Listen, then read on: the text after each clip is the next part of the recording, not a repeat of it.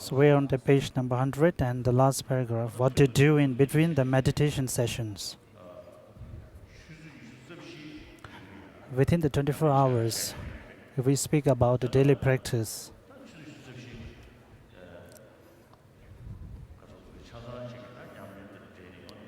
so to spend the whole 24 hours in our practice for one day, then weeks, then years, then 10 years, then whole your life. And in such way, and from events and events, if we are able to practice like Adisha has stated, like the Bodhisattvas, if we are able to practice in the deeds of Bodhisattvas like the stars and the suns, if we are able to do such a practice, then as it is stated in the Guide to the Ways of Bodhisattvas, like once you have the bodhicitta, then your happiness will grow from one place to another. Then once someone has such a kind of bodhicitta, who will refrain from practice, engaging in such kind of practice.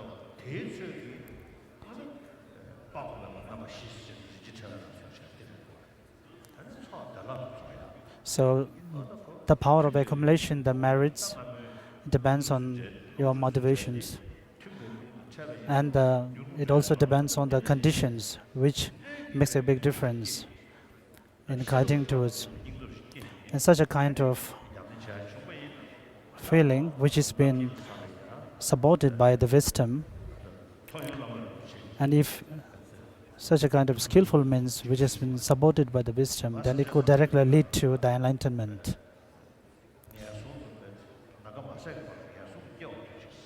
And the great bodhisattvas, they pray that they be reborn in the hell realm as long as possible, and as far as the hell realms are extinct, and may I never attain the enlightenment, the state of Buddhahood. And such a kind of intention. So even though they doesn't intend to attain the enlightenment, the state of Buddhahood, but they automatically reach there. For us, we always aspire to attain enlightenment, and even the state of Buddhahood, we wanted to attain it for our own sake. And that's the reason why we are always left behind. And from such a kind of text, like this, the Lamrim, and also the 6 wisdom texts composed by Nagarjuna, and such kind of texts we have to practice in these things. So we have to make the difference between the on session and the between these sessions. So therefore, the virtuous practice during the meditation, between the meditation session has to be continued, has to be reached to the main session, then from the on session to the middle session. So this is the way of practicing the virtuous practice, and the 2 sessions has to be combining with together and one after the another. So therefore, many of us, just we do some rituals, prayers, we have tried to mentor mind a little bit, but when we are out of that kind of meditative attentiveness, then in those between the intervals we are just lost in anything. So even those, if we speak from the bad point, then all our minds are being in the influence of attachment and desire. So it is very important to practice difference between both the on session and between the sessions. So what to do in between the meditation sessions? In general, there are many things to be done between meditation sessions, such as obeisance, accumulation, and recitations, prayers. However, the principal thing to do in this context is as follows. We're on the page number 101, and the first paragraph. After you have made an effort to meditate in the actual session or at the point of ending the session, you might not continue to rely on mindfulness and vigilance, and might instead completely let go of what should be sustained. The object of meditation is subjective aspects. If you do so, your progress will be extremely small. In addition, follow the instruction called consolidation. Furthermore, learn the 4 preconditions which are causes that really produce the paths of serenity and insight: restraining the sensory faculties, acting vigilantly, appropriate diet, and striving to practice without sleeping at the wrong time, and acting properly at the time of sleep.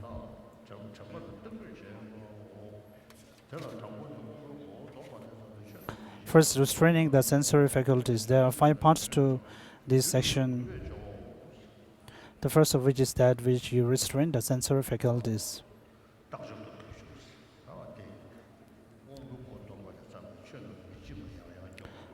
how to restrain the sensory faculties of two parts, and they're as follows: guiding the sensory faculties. And what to be guard is the six sensory photos, and from what we have to guard is from the distractions, six different kinds of distractions. After the six consciousness arise based upon their sensory objects and faculties, the mental consciousness produces attachment for the six attractive sensory objects or hostility toward the six unattractive ones. We're on page number 102.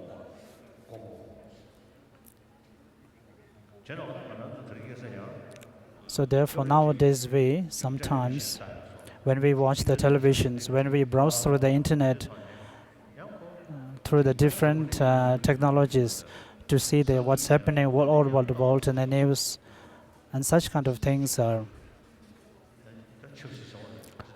so what we call it, political or any reality things happening all over the world. It's very important to gain our information.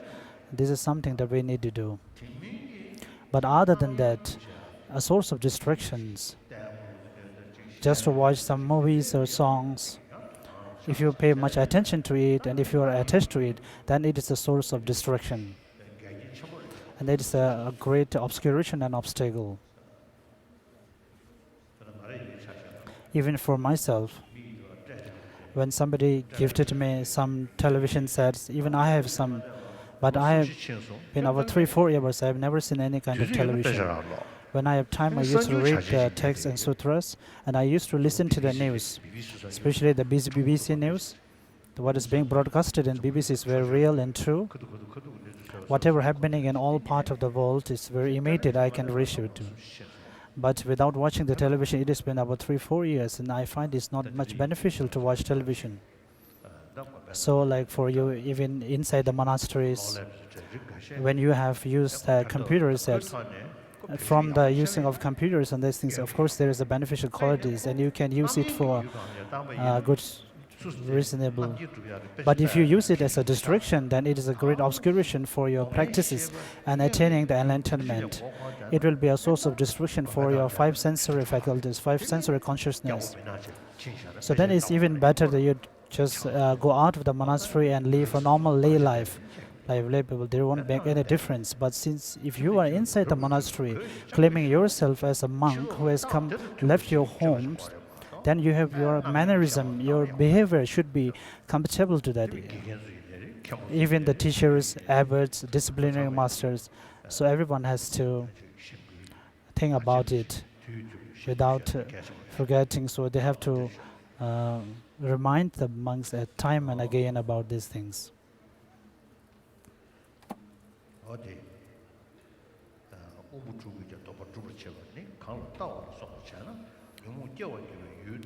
Practicing restraint with the six sensory faculties is actually stopping the sensory faculties. In the outer world, I mean, in general world, the source of gaining happiness, for the source of gaining mental happiness, is a kind of like listening to the music and watching movies. Then there is no option for that. For them, what is the meaning of happiness? Happiness is something which arises from five sensory consciousness. So they consider happiness as something arising out of the five sensory consciousness. They doesn't realize the happiness coming out of the mental consciousness, and they are not much attentive to it. Even the scientists who are analyzing or examining the consciousness, but they are not able to distinguish or differentiate between the sensory and the mental consciousness. I have been telling them about a few years. If you examine how the brain works and how the mental consciousness or thoughts arise out of the sensory consciousness, without in any relation to the sensory consciousness, when we arise or regenerate, when we arise the mental thoughts, how the brain functions at that time.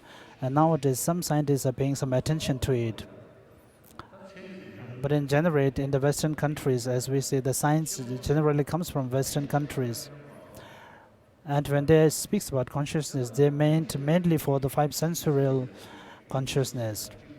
And in order to be fulfilled or in order to have experience pleasant, so the only way of doing that is to listening to good music, to see good things, and to taste some good foods. So this is the only source of gaining, being happy. And this is due to the material progress. So apart from the sensorial happiness, it's happiness derived from sensorial, and if they are not able to derive the happiness from mental, then it will be very difficult for them to spend a time, even a one day for them, without the sensorial pleasures. Some of my friends in Swiss, they says that when they stay at home and think about the prayers mentally, they said it's really, they feel very calm at home. When these other people who do not have such kinds of pleasures through mental consciousness, if they do not have something to listen to a good song or to see some movies, they are not able to even spend their time. For Tibetans, when we do the normal ritual, normal chantings, the daily prayers, we do not need any kind of external source of pleasures. It's a real source of happy and joyful.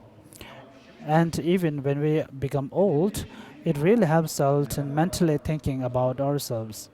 And for those who are not able to think, and when they become age, when they grow old, when they have nothing to do, it becomes very difficult even for to spend a day for them. So the reason is that they are not able to generate or gain the happiness derived from the mental consciousness or mentally. So therefore, we pay more importance to we pay more importance to generate to gain happiness through mental happiness. And all the affliction or disturbing emotions comes through the thought and mentally. So in order to stop those afflicted or disturbing emotions, we have to use the mental power.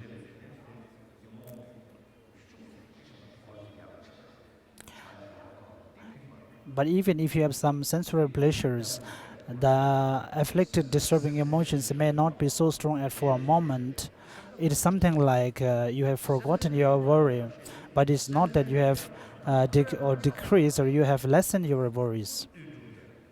So how to lessen, or make yourself more happy or more happy and decrease your sadness is that the source of all those worries and the problems, which is mental consciousness or mental consciousness, then you have to find the source.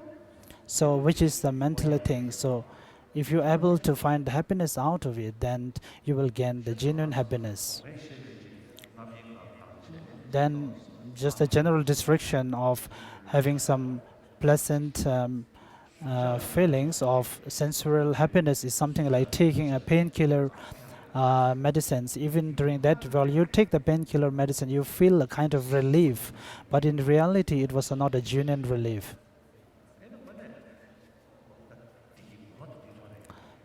So if you are able to find the real genuine happiness from mentally, that is the real and genuine happiness, which will last for long. So for us who are the monks who wear the monk's robe, saffron robe, we should never go under the distraction.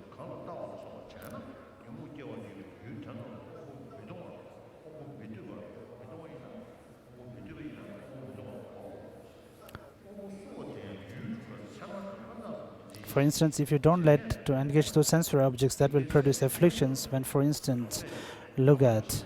Furthermore, guarding the sensory faculties means neither to take note of the six sensory objects, nor to imagine them, and to achieve this through restraint, even when a sinful attitude such as attachment arises due to forgetfulness.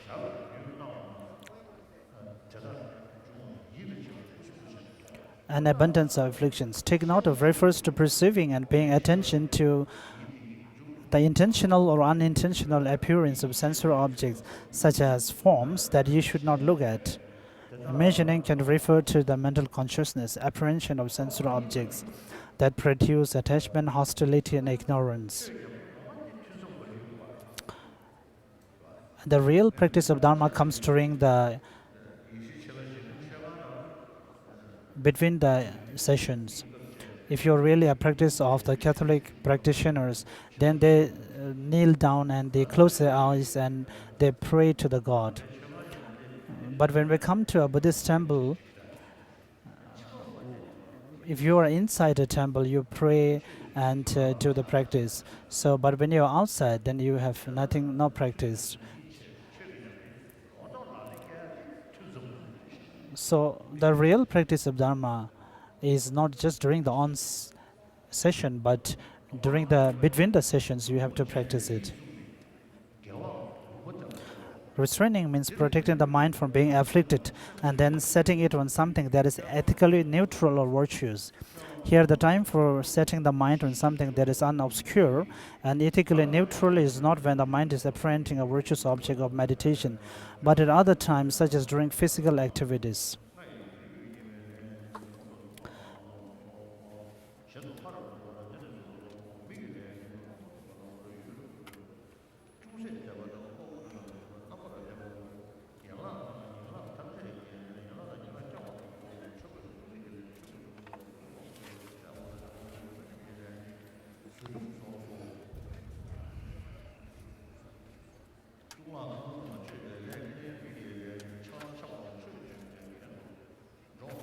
We are on page number 103. The 5 actions of activity in temple are the actions of the body, walking in a designated area, going to one who is in accord with the teaching, entering a passageway for the sake of receiving the teaching, standing in the presence of those whom you are going to see and who are in accord with the teaching, the abbot, the master guru, and the like, or sitting at the full lotus posture upon a seat, and so on. Second, the actions of speech. Third, the actions of mind. Fourth, the actions of day and actions of night.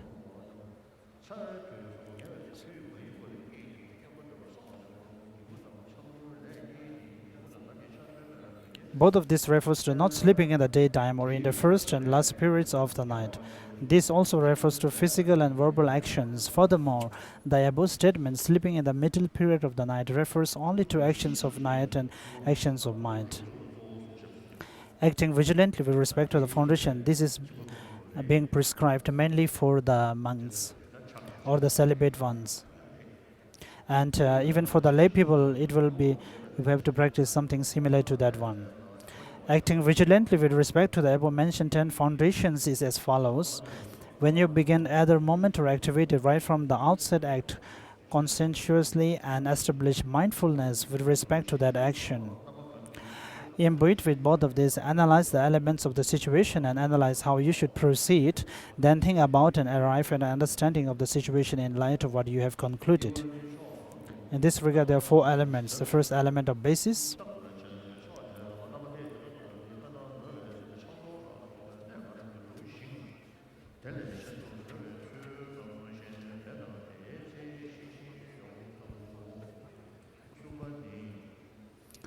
we are on the page number 104. Second, the element of direction. Third, the element of time. Fourth, the element of actions. No matter how many actions you undertake, you analyze to discover what will be happening and how to proceed, and then consider the situation in light of what you have concluded. For example, when you go out, keep in mind any precepts there may be on going out, such as go to another domicile in a very restrained manner.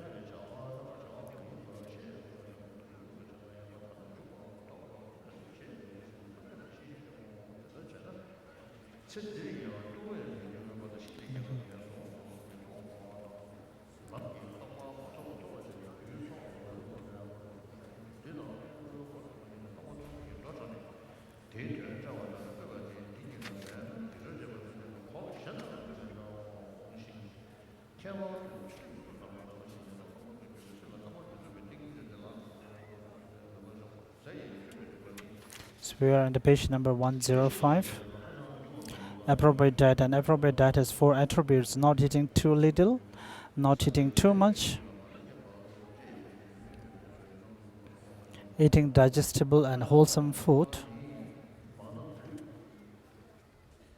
not eating too much. This is because if you eat too much, your body will be heavy as you are carrying a burden. It will be hard to breathe in and out. Sleepiness and lethargy will increase. You will be unfit for any action, so you will have no strength for eliminating the afflictions. Third, eating digestible and wholesome food. For eating appropriate food, which does not produce afflictions.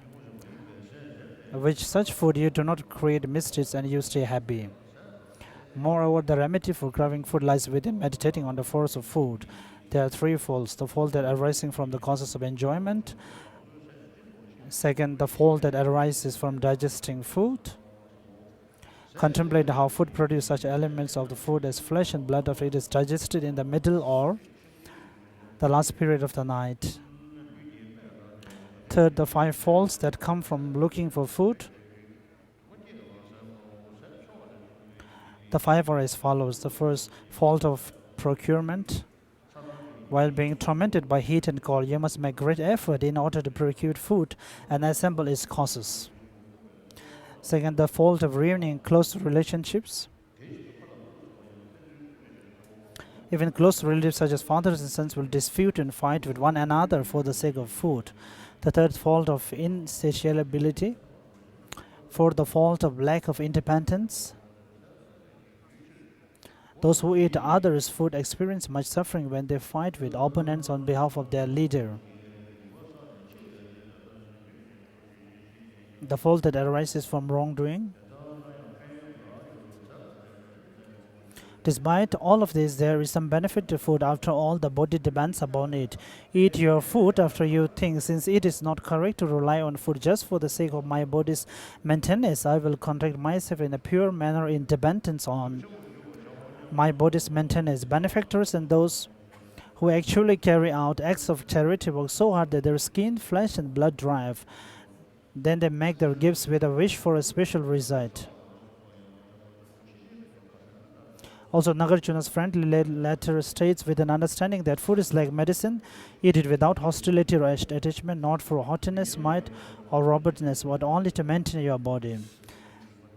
How to practice diligently without sleeping at the wrong time, and how to act properly at the time of sleep. We had the last pair of page number 106.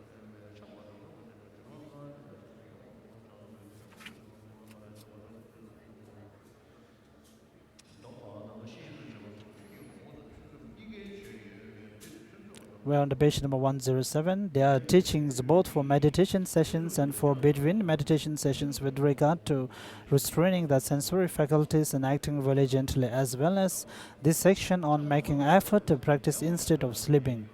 Therefore, here I have singled out those techniques for between sessions. Your contact during sleep takes place between sessions, so do not treat even that as having no purpose. How should you sleep during the day and in the first of the 3 portions of the night? Spend your time doing virtuous activities, then sleep when the middle portions arrives. For by sleeping you will enhance those elements of the body which are benefited by sleep. When you develop the body in that way, your body will be most serviceable for employment in both kinds of joys, perseverance in the growth of virtues, and this also will be helpful.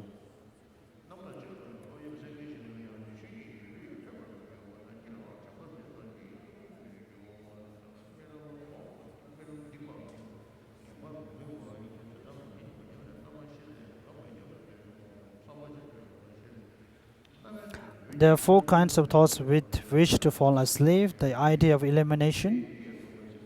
Second, mindfulness. This arises from having heard, thought, and meditated upon meaningful virtuous teachings.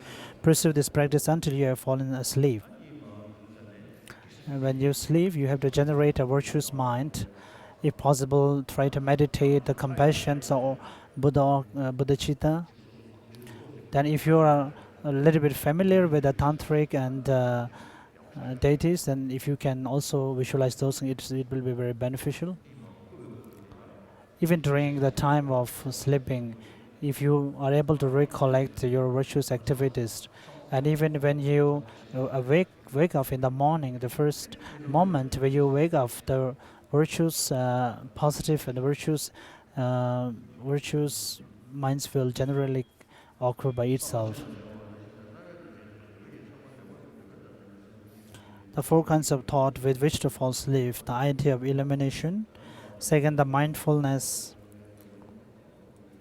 In short, you will sustain your virtuous practice even when you are asleep.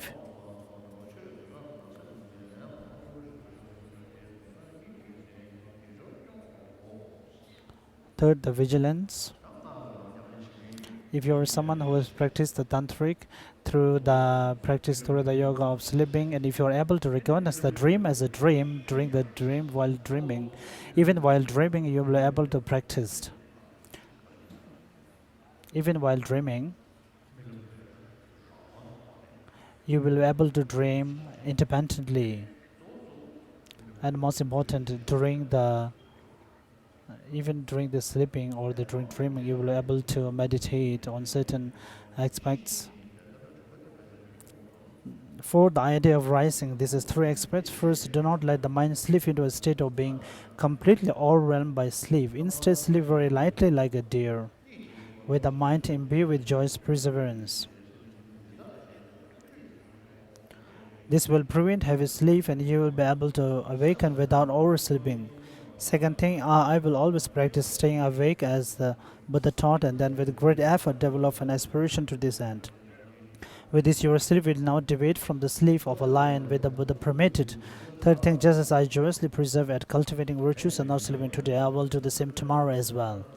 This will prevent breaking the continuity of your aspiration to cultivate virtue. Even if you forget, your aspiration always work to make it stronger.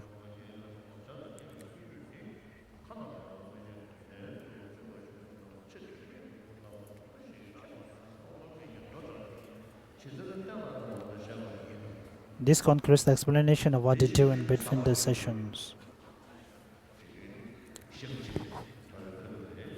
Even while living your fishes, if you are able to recite some certain kind of mantras, it's also a kind of practice. Even which means even you can practice even during the time of sleeping, during the time of dreaming. If you're able to realize you're dreaming, then you can do some special kind of virtuous activities. Even when you're awake, when you walk, when you sleep, when you stay, or when you walk. So even during the meditative sessions, so whatever the things and activities you do, which comes in its own way, so all these activities can be turned into virtues. This concludes the explanation of what you do in the between sessions.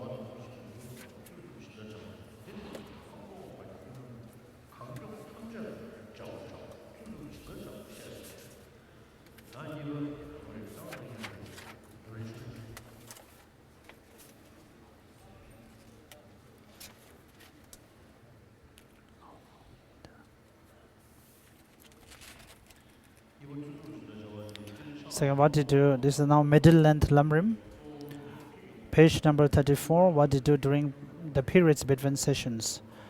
Generally speaking, there are numerous practices enhancing the object, such as prostration, circumambulation, and recitation.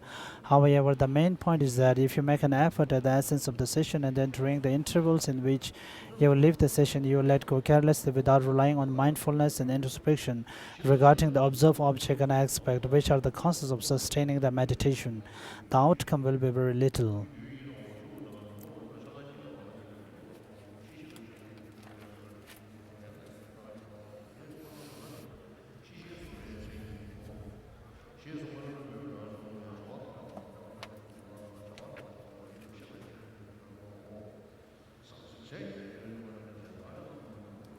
Knowing the right measures of food. Knowing the right measures of food means to give up eating too much or too little, and to eat only at the amount that does not do damage to one's virtuous activities.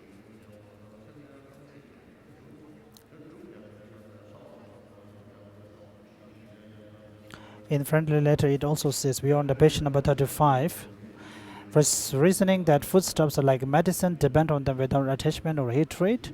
They are not meant for you to be seated or proud or fat, just to keep your body going. Exerting yourself in yoga without sleeping, and what to do while lying down to sleep. This is 2 points. How to do when lying down to sleep, and how to apply this to the intervals between all the meditations.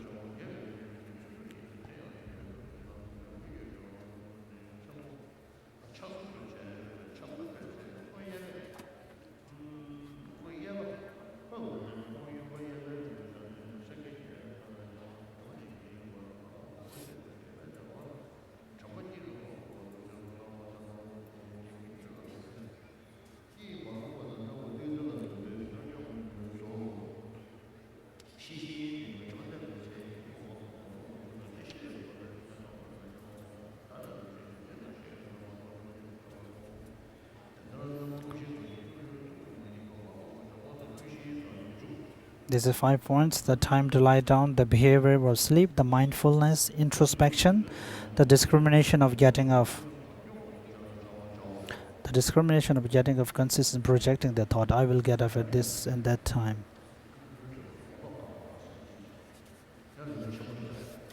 So back to Lamrim Chemo. We're in page number 109.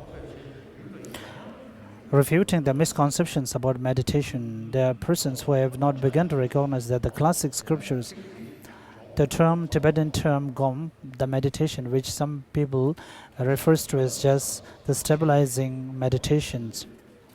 When they speaks about meditations, is not about hearing or the concentrations.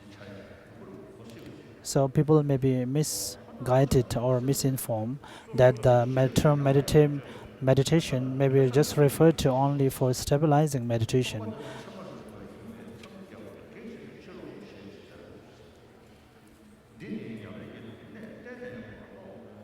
When you meditate on the path, you should do only stabilizing meditation rather than repeatedly analyzing your object of meditation. For repeated analysis with discerning wisdom is only for times of study and reflection. Moreover, repeated analysis will prevent you from future attainment of Buddhahood, because conceptual thought apparent signs of true existence.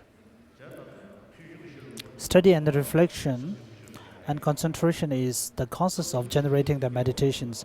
Without studying at first, you will not be able to generate the concentration, the mind of concentrations. And without these two wisdoms, with these two as preceding these two, you will not be able to generate the wisdom of meditation.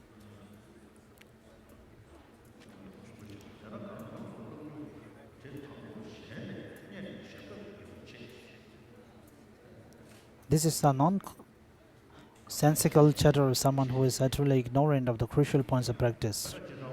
For example, when somebody else explains to you and you listen to it. For example, in school, when the teacher explains, you listen to it. Then you read the book and you generate a certain kind of understanding. That is called the wisdom based on concentration or wisdom. The wisdom which is based on just listening is not so stable, because if you see some other books which explains in a different way, or if you meet some other teacher which explains you in a different teacher, then you may feel like this is not right. So therefore, whatever the meaning or the topics which you have listened to, you have to think about it, you have to analyze it and examine it. So if this follows, even if you, for example, if you study the science, like you have to examine going to the laboratory, and you have to generate a kind of understanding of knowing, a conviction based on it.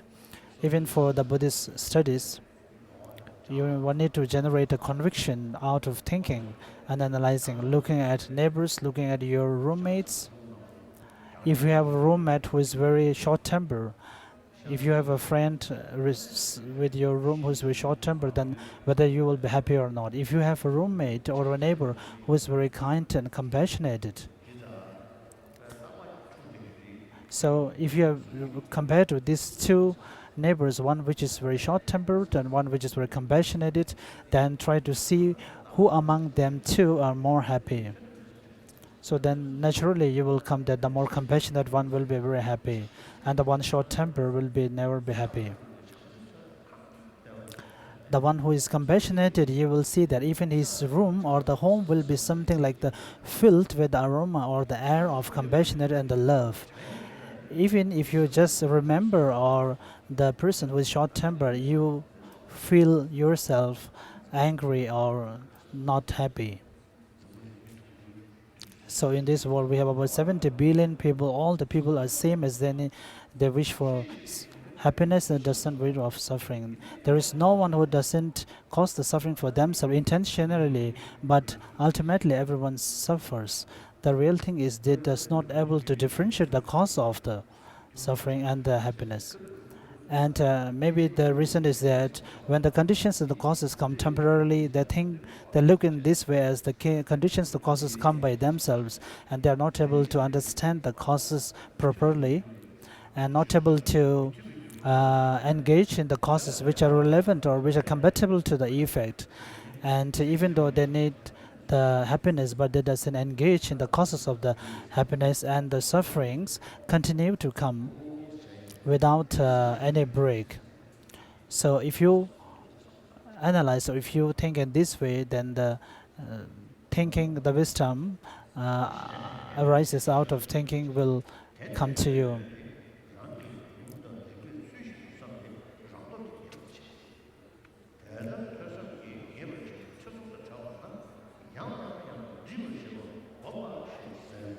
Proper attention is based upon process. So the sublime wisdom which takes reality as its object arises from your cultivation of proper attention.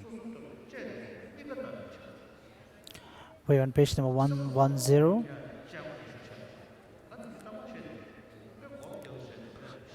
I used to say that I'm not able to sit in a posture way during a meditation, but through the analytical meditation, it helps me more in shaping my mind, or mentally it helps me more. When we speak about the omniscience mind, when we also speak about the perfection of wisdom, then the word, the wisdom itself, as it is stated in the Bodhisattva's Guide of Way, is stated that all the first 5 perfections are prescribed or taught as a means of generating the 6th perfection of wisdom. Even the faith itself, a great devotion, and the faith itself is being derived from the wisdom. The more intelligent followers generate a faith which is backed by the wisdom. And for the non-intelligent disciples and the followers, they generate or they develop the faith without thinking about, without reasonings, and that is not stable. So the factor which really moves our mind, which moves us mentally, or which transforms us, is normally happen through the analytical meditation.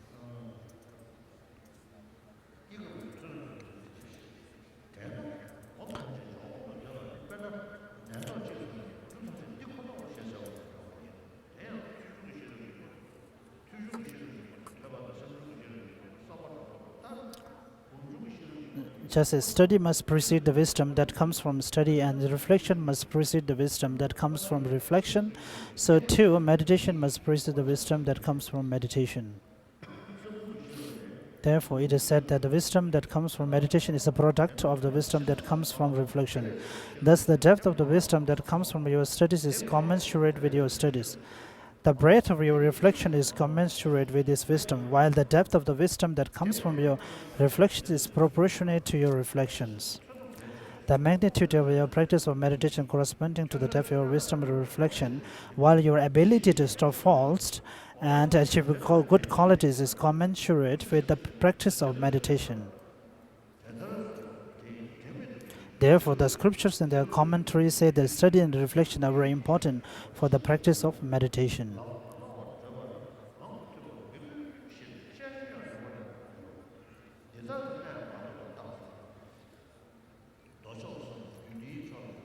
On indication of failure to recognize this critical point is not distinguished between those who are well trained in the sutras or tantras and those who have not training at all. We are on the page number 111, and they are not assigning the appropriate amount of practice. Another such indication is that meditators are criticized if they study or do research. This mistaken custom persists in Tibet.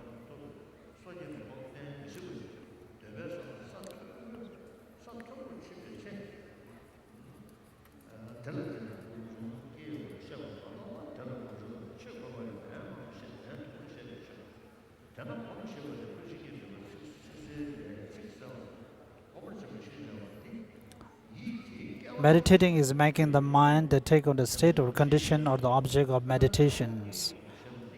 For example, meditating on compassion and meditating on faith means that the mind must be made to develop these qualities. Because of this, even the great translators sometimes use the term path of meditation, and at other terms use the term conditioning, as in the phrase for materialist ornament for clear knowledge.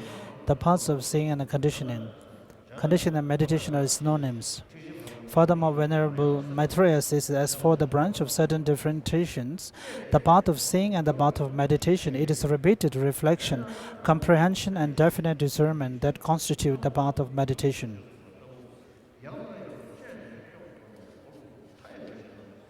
Read the last paragraph of page number 111.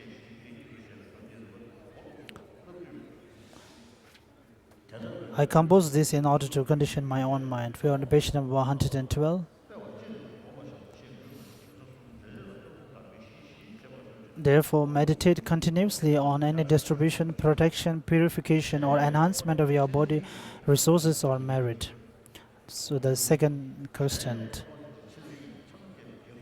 Moreover, to claim that all conceptual thoughts involve the apprehension of signs of true existence and thus prevents enlightenment is the worst possible misconception insofar as it disregards all discerning meditation.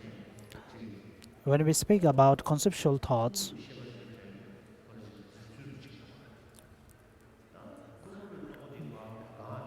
the rough conceptual thoughts, there's a way that they grasp or look at the objects of the things, but when all those graphs and the rough consciousness are not evident, then the very subtle form of consciousness.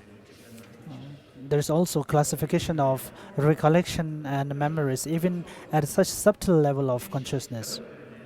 So, in relation to that subtlety of that mind at that time, then there is also a category or something that we can point it as a kind of conceptual. So, if we are able to look at the text from the beginning to the end and to understand it in a whole way without just referring to just one word or one sentence, and if you just cling to just one word or sentence, then it will make a big mistake. The Westerners who pay interest to Tibetan Buddhism, for when they examine the words, they just look at the dictionary and they just pick up the word, and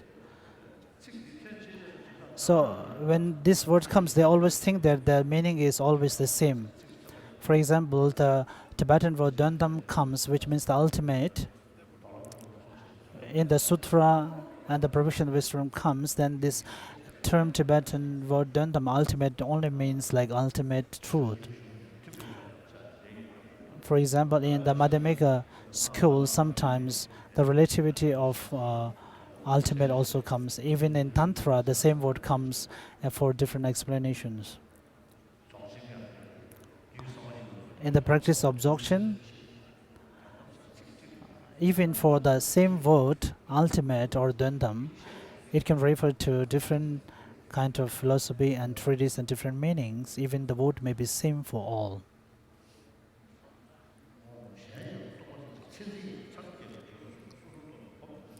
To claim that all conceptual thought involves the apprehension of signs of true existence and thus prevents enlightenment is the worst possible misconception.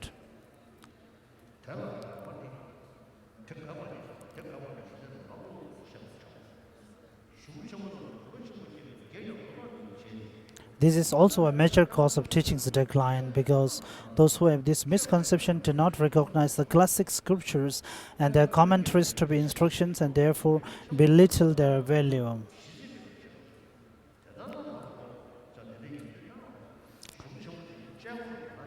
So the great texts are mainly based on analytical meditation. So if you are able to analyze and examine it correctly, then you will find a taste out of it.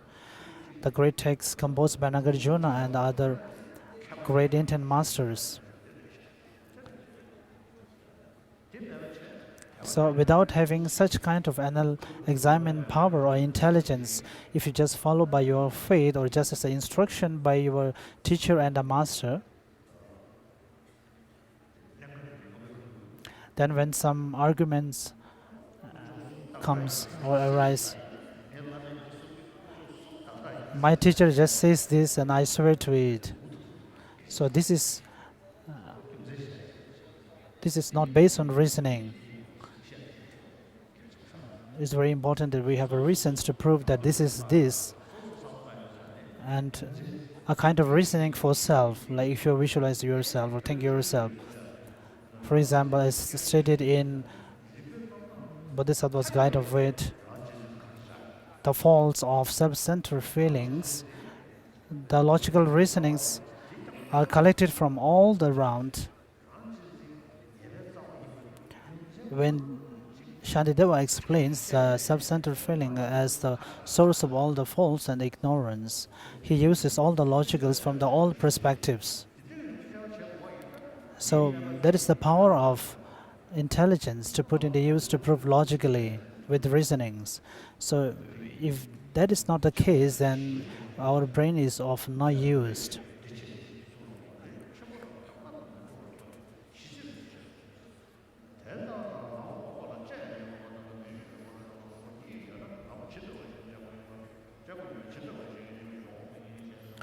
If, as you see, there are two types of meditation, analytical meditation and non-analytical stabilizing meditation. What kind of practice involves analytical meditation and what kind involves stabilizing meditation?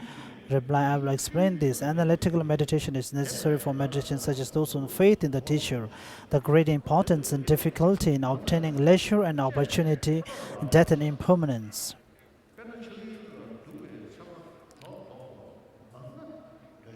Where the last paragraph now.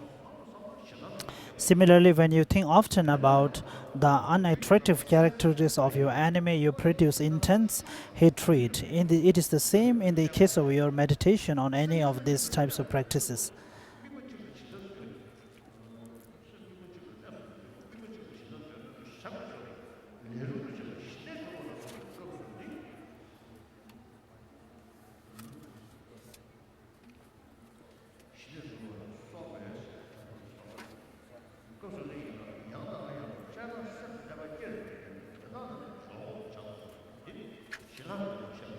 On page number 113, second paragraph, not knowing this system, some even propound if you are a scholar, you only do analytical meditation, adapts only to stabilizing meditation. This is not the case because each must do both. The scholar must achieve stabilizing meditation such as meditative serenity, while the adept must pursue such practices as incense, faith in the teacher. Furthermore, both the Sutra section of scripture and Tantra section of scripture very frequently say that you must use discernment for both of these methods for meditation.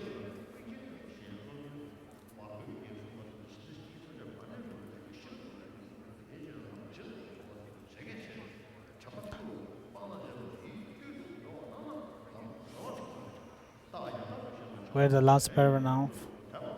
Furthermore, by using discerning wisdom to conduct analytical meditation on the meaning of these scriptures, you understand the many attributes of good qualities of the three jewels and the like, and you then greatly increase the faith associated with these attributes, etc. Also, once you have used analytical meditation to comprehend the many faults of cyclic existence, you develop great disgust for and disenchantment with cyclic existence, and you then see the benefits of liberation from many perspectives.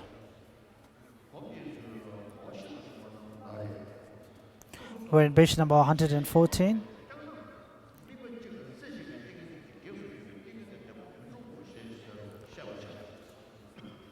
If you do too much analysis with discernment and sustain that in meditation, you will hinder your concentration, which is one pointed upon a single object of meditation. So you will not achieve firm concentration. I will explain this. Concentration allows you to willfully fix your attention on any single object of meditation. At the time of focusing your mind to a certain focal object, at that time, any kind of distraction, even the mind may be a virtuous one, has to be averted. So at that time, it is important that our mind should be single-pointedly on the focal object.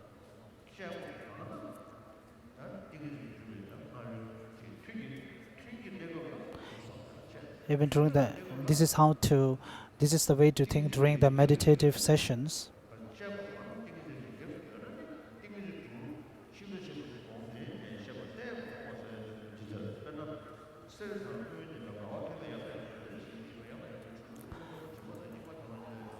We are in the last para now, page number 114. Likewise, you initially use your discerning wisdom to meditate repeatedly on faults such as the afflictions, the secondary afflictions, karmic effects of wrongdoing, and the faults of cyclic existence. According to their order in scripture, this makes you completely displaced or disenchanted. By bringing this to mind, you turn away from the group of non-virtuous things and clear away these defilements like burning gold in fire. Next, you use your discerning qualities of the wisdom, the great importance of the leisures and opportunity, good qualities of the three jewels, virtues, karma, and its effects, and the benefits of the spirit of enlightenment, again accordingly to their order in scripture. We're on page number 115. In the same way, the noble Asanga says, for example, in order for smiths or their skilled apprentices to purify silver or gold of all defilements and impurities, they burn it in fire and wash it in water. By doing this, they understand that they can make it into this or that ornament by way of their service, ability, and playability. Then those who know the appropriate craft, their smiths and their skilled apprentices, use the smith's tools to transform the metal into whatever kind of ornament they want. Likewise, yogis and the yoginis become disenchanted by the simply not turning their minds toward any impurities or defilement, such as the covetous. This creed delights simply by not turning towards the unhappiness of the afflicted mind and being inclined towards joy in the group of virtues.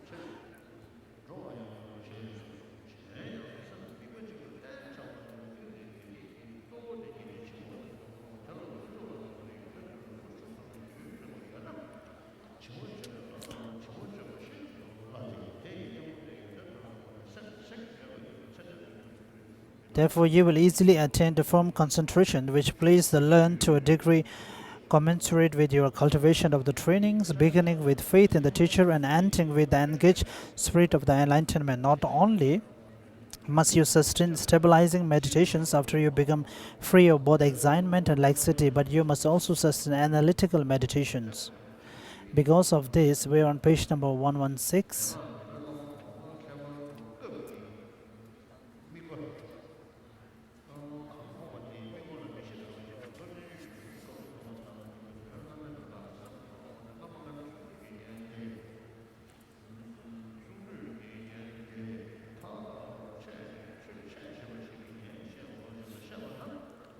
However, those who know how to bring all these explanations into practice seem barely to exist at all.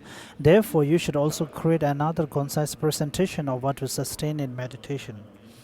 Whether you understand that all of the scriptures or personal instructions follow only from whether you know this meditative process.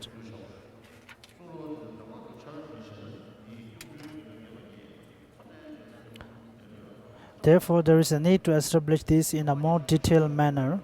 Nevertheless, fearing verbosity, I have not written more than just this. This concludes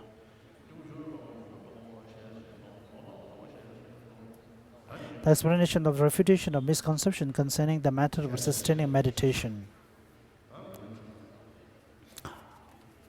We are back to the middle length Lamrim.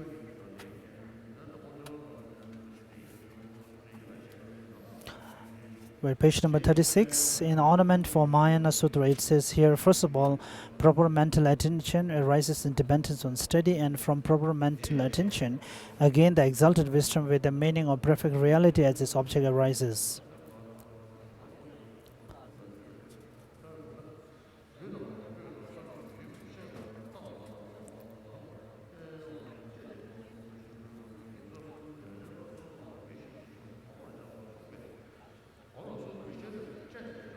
With regard to the meditations that according to this statement should be done on all four activities, giving away, granting, purifying, and increasing, with respect to each of the three, bodhi, possessions, and root of virtue, they are both analytical meditations sustained through analysis by means of the wisdom of individual investigation, and stabilizing meditation in which the mind is placed single-pointedly without analysis.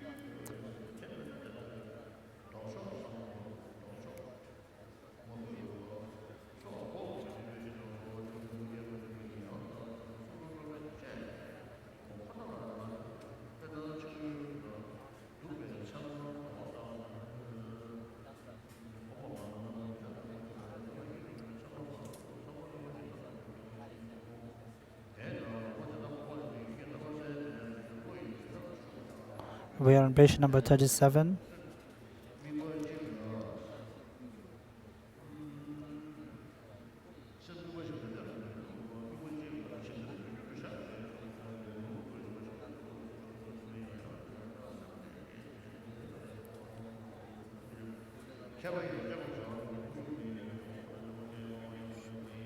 Although some who do not know this approach claim that if you are a scholar, you should only do analytical meditation, while the sadhus should only do stabilizing meditation. This is not so because it is necessary to do both one by one, given that the learned also learn to achieve calm abiding, and sadhus also need to achieve strong faith in the spiritual teacher and the like. Therefore, the understanding that repeated analysis with the wisdom of individual investigation belongs to the context of hearing and the reflecting, rather than the context of practice, is inadmissible. The understanding that all conceptions apprehend science and therefore create obstacles to the enlightenment has the fault of not discriminating between improper mental attention, the conception of true existence, and proper mental attention, the conception of reality. The idea it is necessary to achieve a non-conceptual meditative stabilization that allows you to place the mind on a single object in whatever way at will, and if you do a lot of analytical meditation beforehand, it will become an obstacle to the arising of that meditative stabilization, is not upheld in the present instructions.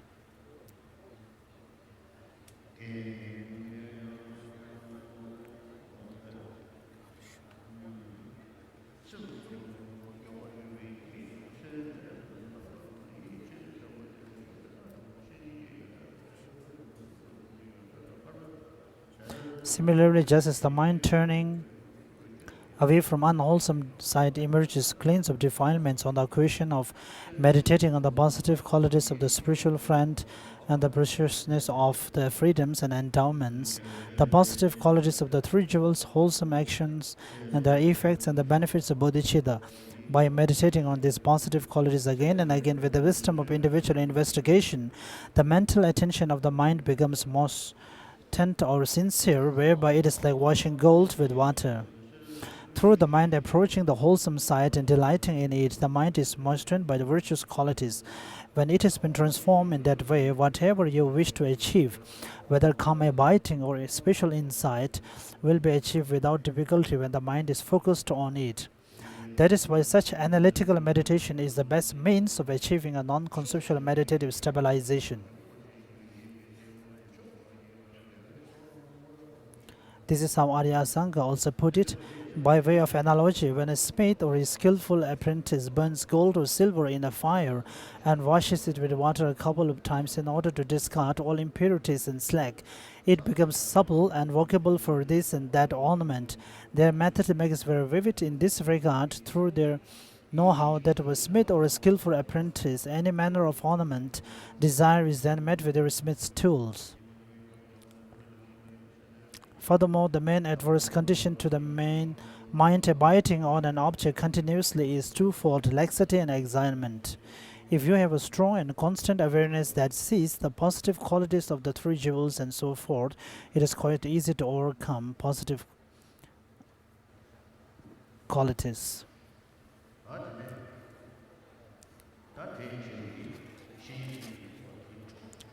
So till here we have completed the reliance on the master. So from here on, how after relying on the master, how we have to practice. Now it is necessary to show the stages through back to the great treatise of Lamrim Chamo, page number 117.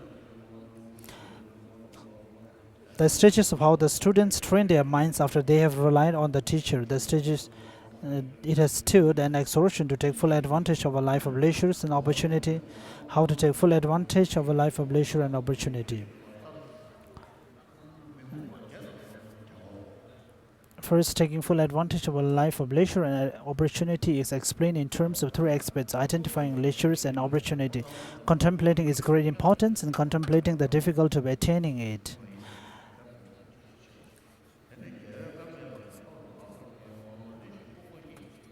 Leisures. The verse summary of the Perfection of Wisdom 8,000 lines says, through ethical discipline you eliminate the 8 conditions that lack leisures and many circumstances in a life as an animal. Through it you always attain leisure. According to this, leisure means freedom from rebirth in any of the 8 conditions that lack leisure. These 8 conditions are stated in the friendly letter: to be reborn with wrong views or without a conqueror's vote, or as an animal, a hungry ghost, and hell being. An uncultured person in a border region, a stupid and mute person, or a deity of long life is to be afflicted by one of the 8 faults that are conditions which lack leisure. After you have attained leisure, which is freedom from this, strive to end birth. With 3 of these 8, you are unable to know what to adopt and what to cast aside.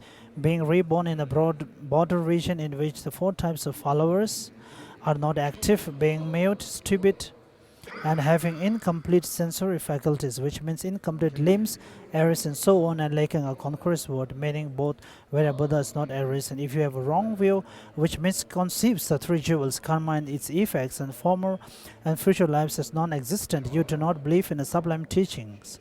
You will have great difficulty in developing a religious attitude if you are born in any of the 3 miserable realms, and even if you do develop a little bit, you will be unable to practice because you will be tormented by sufferings.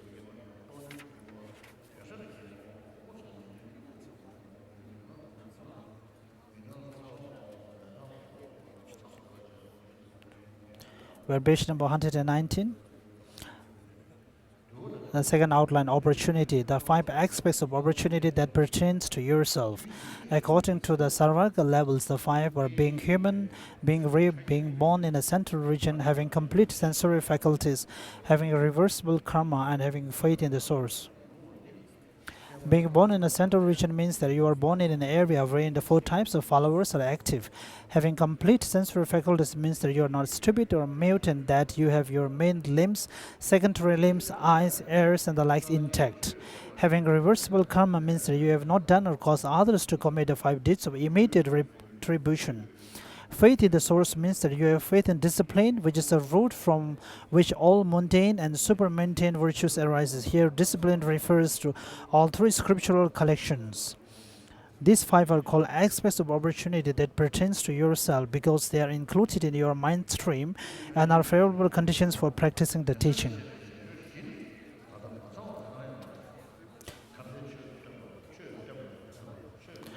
Page number 120. The first 4 aspects of opportunity that pertain to others are at present incomplete for us.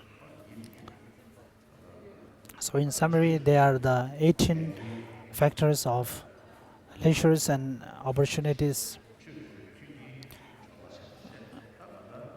and as a condition for practicing the Dharma, leisures and advantages meant as a condition for practicing Dharma.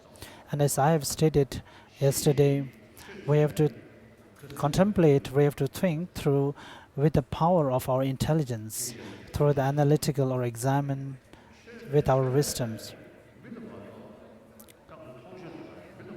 Generally what we see, generating faith or devoting in the Dharma is only seen in humans, not in the animals. But for the animals, they have love, and if you care them, if you love them, they also become loyal to you, and they will be also loving you. But in terms of faith and devotion, it's very difficult. The reason is that because faith and devotion, we have to think about the logical reasoning. So therefore, it's only the faith and devotion is existing only in the human society, not in other physical basis. And among the faith, the teachings of the Buddha to transform our mind is not just from faith. Faith is not the only means of transforming our mind. What are the causes which disrupts our emotion, which disrupts us mentally? So looking at those causes and conditioners, if you're able to know the faults and the obscurations, so those antidotes, consciousness, if you practice them, the happiness within you will grow. So in this way, you will be able to practice the Dharma. So if you're reborn in the animal realms, you will not be able to practice any kind of teachings of Dharma. So therefore, they have been regarded as non-leisures and having no advantages of human rebirth.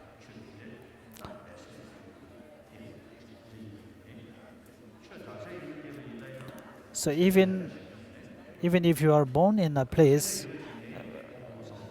where there are no religions, it's very difficult to practice. And even if there is a religion, but if your mental faculties, if your sensory faculties and limbs and the parts are not intact, it will be difficult. As Papangar Rinpoche says that if you're reborn in the remote places where there is not even single word and sentence sounds of Dharma being heard, so if you contemplate in this way, first the countless number of sentient beings, and also the time, the events, the darkness events, but we are born in the events of light, whether the suns and the moons generally, and among them from the numberless sentient beings, we are born as a human. Then if you, among those human beings, there are very few who have both the leisures and advantages. Is very seldom and very few. Even among those who claims themselves to be followers of Buddha, but the real practitioners are very few. So first, identifying the leisures and advantages of human rebirth, and such a kind of human rebirth,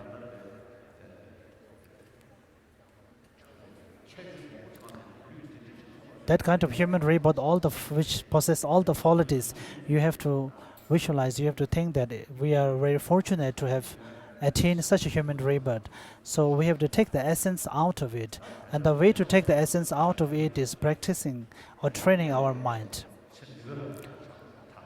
So thinking about the beneficial qualities of gaining those human rebirths and thinking about the reality, how it is difficult to attain such things, then one need to practice the teachings. Then second is contemplating the great importance of leisures and opportunity. Until that, animals strive merely to avoid suffering and achieve happiness. Therefore, if you do this and do not practice the pure teachings for the sake of achieving lasting happiness, then you are like an animal despite being born in a happy realm. As Chandra Gomin's letter to a student states, we are on page number 121, just as an elephant carves a few mouthfuls of grass that grows at the edge of a deep pit and falls into the chest without obtaining any, so it is with those who desire the joys of this world. Not just any life will be sufficient for the practice of such pure teachings in general or for the practice of the Mahayana path in particular. Consequently, you must attain such a life as was described earlier. The letter to a student, with a human life you attain the spirit of enlightenment, which is the basis for the path to the state of a Sugata, which brings great mental force and which equips you to lead all beings. Neither Nagas, demigods, Vidyadharas, Gurudharas, Kinnaras, nor snakes attain this birth. Also, the descent into the warm sutra states, even though you have been born a human with such limitless sufferings, you still have the best of situations. It is difficult to attain this even in 10 million years. Even when the deities die, the other deities say, may you have a happy rebirth. By happy rebirth, they mean a human rebirth. Thus, even the deities hold human life as something toward which they aspire.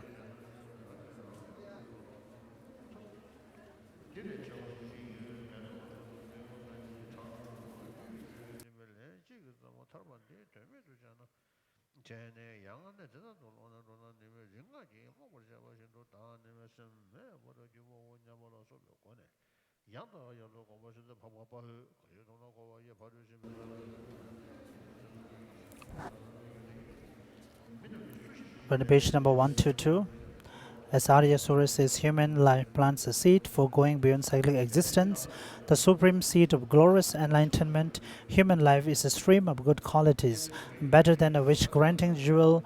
Who here will attain it and then waste it?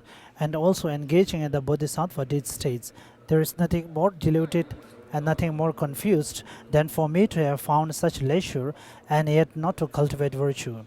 After I have recognized this, if I remain idle through confusion, great sorrow will befall me at the time of my death. Furthermore, Kisha Tomtemba asked Changawa, are you mindful that you have a human life endowed with leisures and opportunity? Changawa replied, each time I enter into meditation, I recite, now I have independence and favorable conditions. If I do not take full advantage of this time, I will plunge into the abyss and fall under the control of others, who will lift me out. Thinking about the importance of the human rebirth is that this is the qualities that you can also attain the greater human rebirths, and for the ultimate goal you can also have the potential to attain nirvana or the liberation from samsara and even enlightenment. To be liberated from samsara,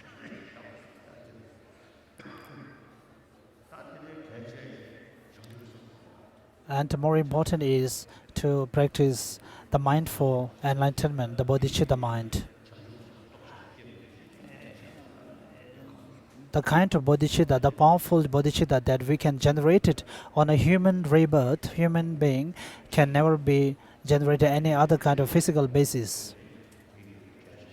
So this kind of leisures and advantages, even for attaining enlightenment, it is one of the best and most suitable physical basis, even from the tantric practice. To be reborn in the heavens and the pure land,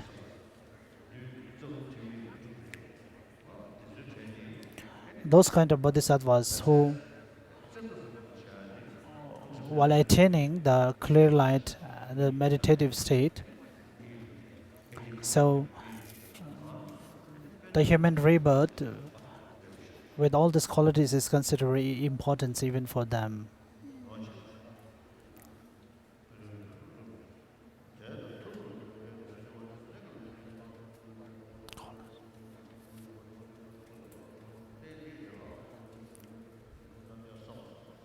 We're page number 122. Sorry, page number 123. Second paragraph. In this way, this life is very important in terms of attaining a higher status and certain goodness.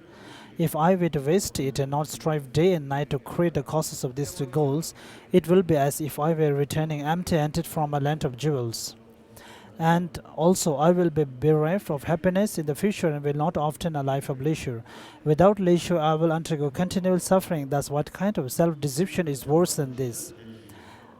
As Arya Surya says, those who have obtained a human life rich in virtues through a collection of merit or innumerable eons, and who then due to confusion in this life fail to accumulate even the slightest treasure of merit, will in future lifetimes enter the house of unbearable sorrow, like the traders who go to a land of jewels and return home empty-handed.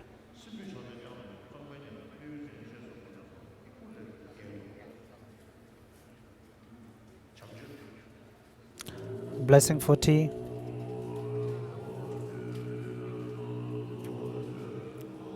Praise to Lama Tsongkhapa, who is founder of the Gelugpa tradition, and his two main disciples. May I offer this to the four Lama Tsongkhapa and his two noble sons.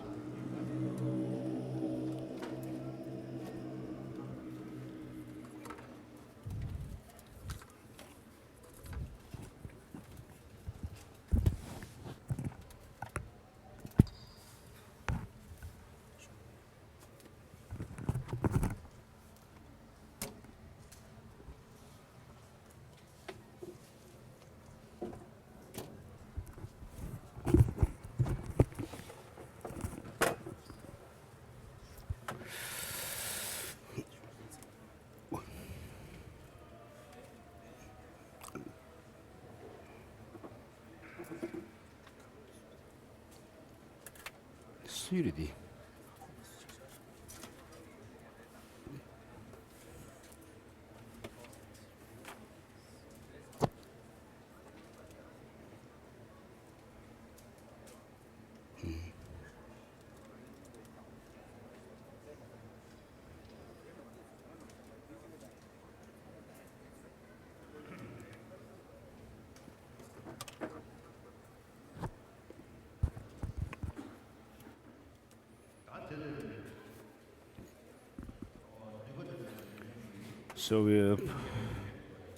So such a powerful body that we have, that with such a potential, comes from causes and conditions, and these causes and conditions must be actually created by oneself. We cannot actually expect it from others, and therefore, if if you think about yourself now, ourselves, what we think we're full of negative thoughts and emotions, and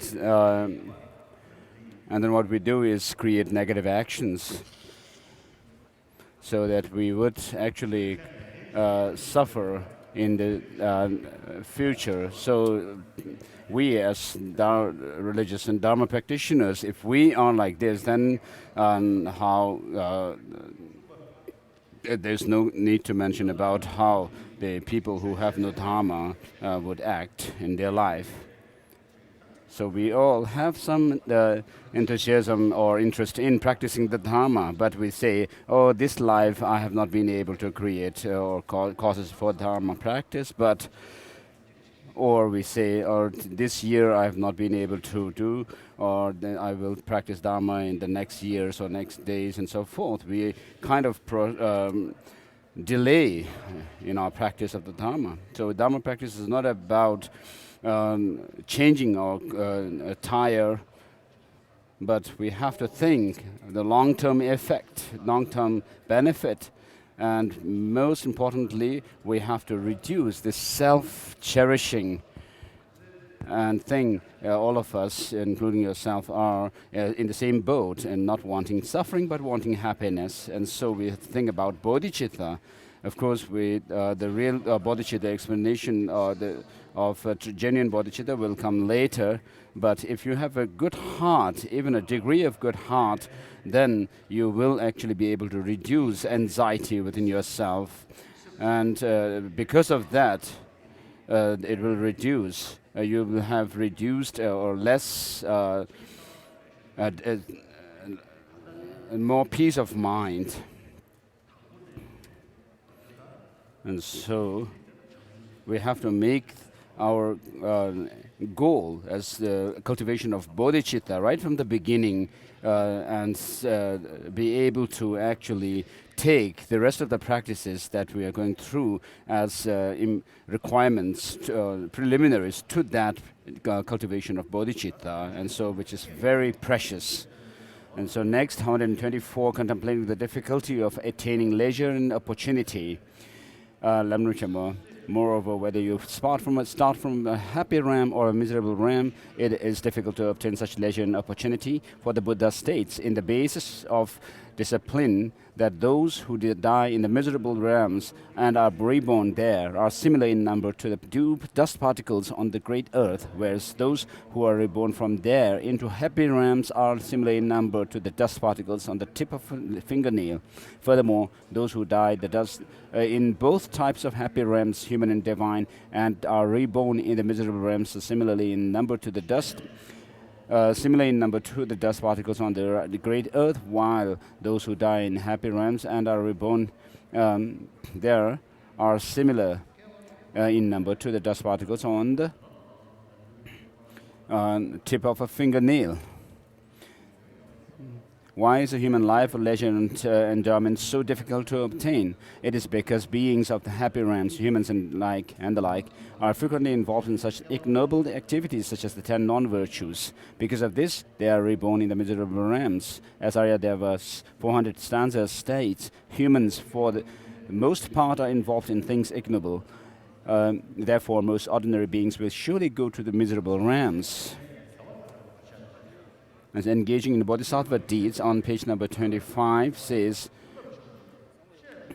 if I do not cultivate, even when I have this chance to do so, what virtue will I cultivate in a miserable realm, completely confused and suffering? So just staying alone without doing anything will not we will not be able to create virtue. So we have to use our this life of precious life of humans and use our intelligence.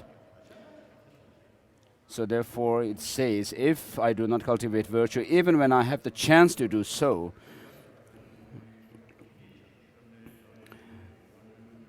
so these verses from engaging in bodhisattva deeds are being read through on page number 125.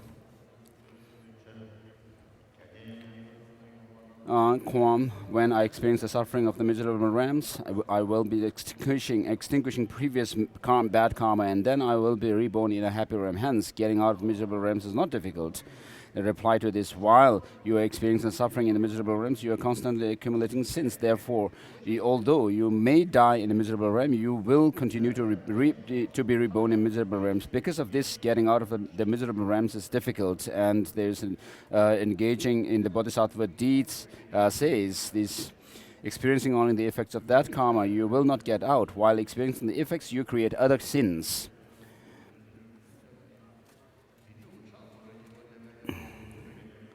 After you have reflected on the difficulty of obtaining a human life of leisure and opportunity in this way, develop the desire to take full advantage of such a life. Think, if I use this life for wrongdoing, it is extremely wasteful.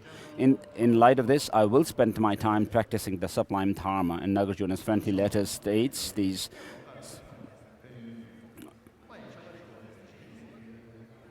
There are quotations from Nagarjuna's friendly letters, and also quotation few lines from a letter to a student by Chandragami. Furthermore, the great yogi said to Jenga, do it a little at a time. Jenga replied, I understand this, but this leisure and opportunity are difficult to obtain. And Bodhava said,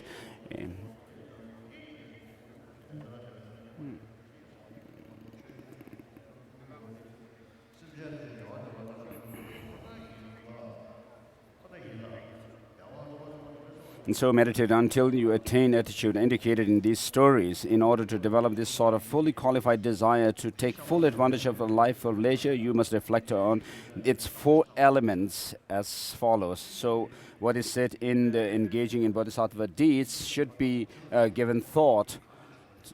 So Bodhisattva, Shandideva says, the color and smell and so forth of a lotus comes from its own courses. So right from the beginning of the evolution of this world, the particles that compose, that constitute the external world of material world and the sentient beings body are same. They have the same origin. But because of the different combination and structure of these elements and particles, they form different matters. And then they form different forms and shapes, and then they also give rise to different colors and so forth. And so, Shantideva makes the point that all these are because of the previous causes and conditions that give rise to them. Whereas he says, this suffering and pain and pleasure that we experience which are without beginning, come from karma. So he makes a difference here with regard to the material things coming from their own causes and conditions, but then the experiences of suffering and pleasure coming from their karma, the sentient beings' karmas. So of course we talk about the environmental effect of our karma. And so the external world and these materials have some influence on us, but so earlier we talked about the 4 different reasonings or principles, the principle of functioning nature, relativity, and argument. So experience, when we talk about suffering and pleasure, we are talking about experience, which has to happen on the basis of some mind, and then dependent on the motivation. When we do something, and then it's called doing a karma or creating a karma. Whereas the inanimate things, of course, have some effect on the beings who interact with them. And so we have to think about them. And then there are the elements, the subtle elements that are inside and outside. And so how they actually are connected with each other or related with each other. If we look into the Tantra and also the Sutra teachings, then we actually have to see how these, how our experiences come as a result of karma. So of course, by cultivating bodhicitta and understanding of emptiness, it is true that we will reach enlightenment, Buddhahood. But we have to also think about the substantial cause which has that potential to lead us to attainment of the three Buddha bodies. So we have to think through all these points. So around 40 years ago in Dharamsala, when I first taught Lamrim Chemo, there were a few of the, there was Gerong Kjörpun, a former abbot of Drepung Losseling.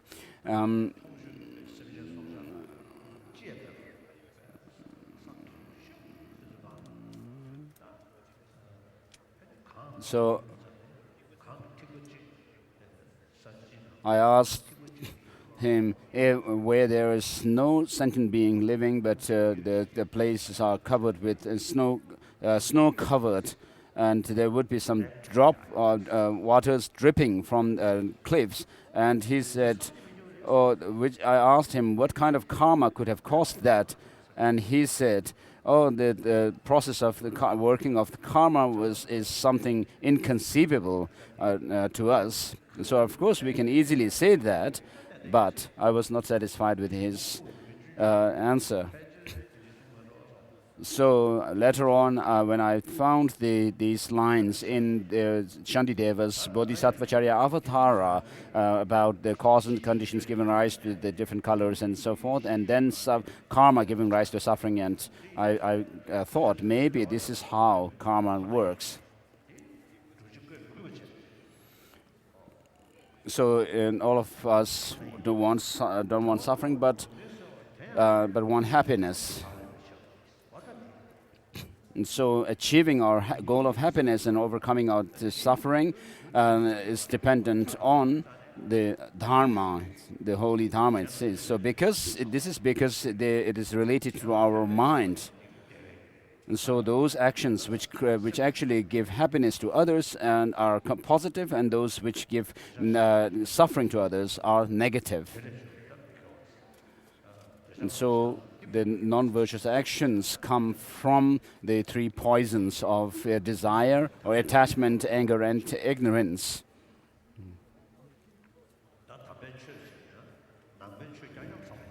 So here the holy dharma need not be referred to only Buddhism, but we can see the Christians also engaging in all kinds of actions of adopting virtue and discarding non-virtues, and also the Hindus do so same.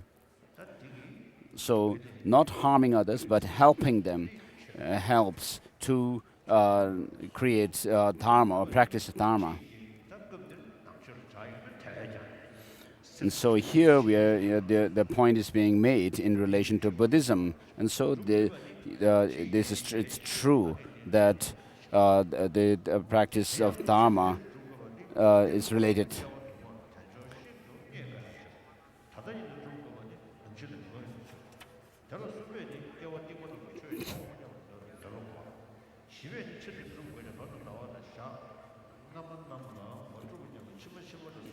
So the point being made here is, in order to develop this sort of fully qualified desire to take full advantage of life of leisure, you must reflect on the four elements, and the four elements are given here.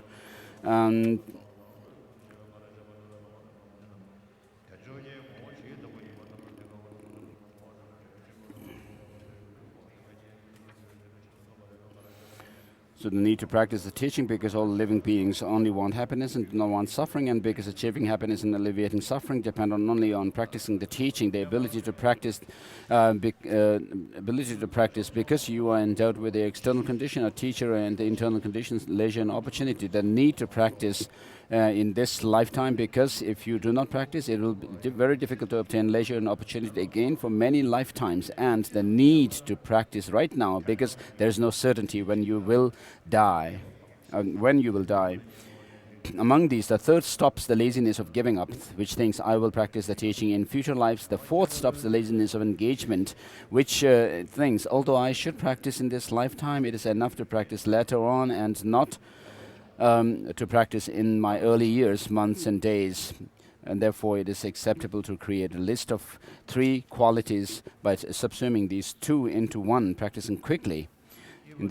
So we now move to Lamrim middle length.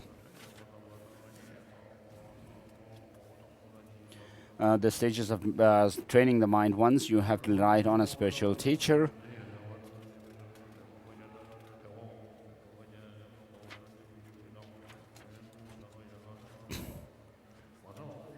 Through rules, the essence of many worlds of animals and 8 unfree states are abandoned, you win constant leisure.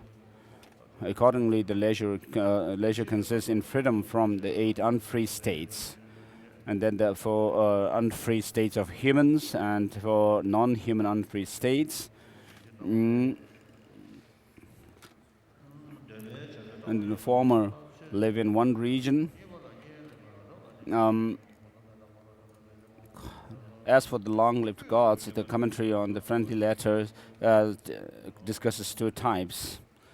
The former lives in one region of 4th concentration, great result, as if in a solitary place far away from a village. The latter are ordinary beings born in the formless realms. In discourse on the 8 unfree states, the gods of the desire realm, who are constantly distracted by activities of desire, and are explained to be long-lived gods. The 5 personal endowments are to be human birth in the center, unimpaired senses, no perverted deeds, and faithful in the basis.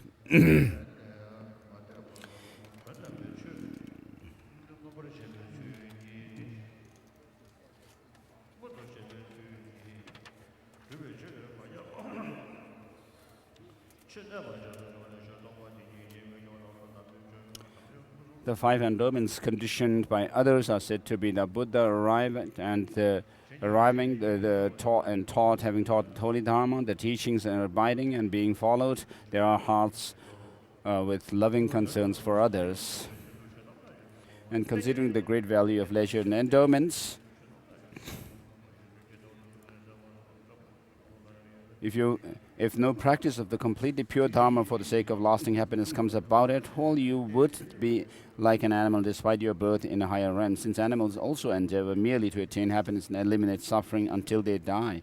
For the accomplishment of Maya and a path, a basis like the one explained earlier is necessary. In a letter to a student, it says, the base of the path of those going to bliss, the tool for leading beings, that very strength of mind, a strength that human beings have gained. That path has not been found by gods or nagas, nor by asuras, not by garudas, vidyadharas, kinnaras, and maharagas. Furthermore, some gods of the desire realm with a strong predisposition from having previously trained in the path on a human basis are suitable as a basis for seeing the truth for the first time, but it is impossible to attain the Arya path for the first time on an upper realm basis. However, as explained before, the majority of the desire realm gods are said to be in an unfree state, and therefore they are not the best basis for attaining the path for the first time. Again, inhabitants of the continents of Uttaragura are unsuitable as a basis for vows, which is why the basis of other 3 continents are praised, and among them especially the inhabitants of the Jambudvipa, this world. Consequently, why would I act in such a way that an excellent base like the one that I have gained does not have a result? If I do not make it meaningful, could there be a greater self-betrayal and a bigger stupidity, having passed through many perilous places of unfreedom, such as the lower realms again and again? If I were to go back to those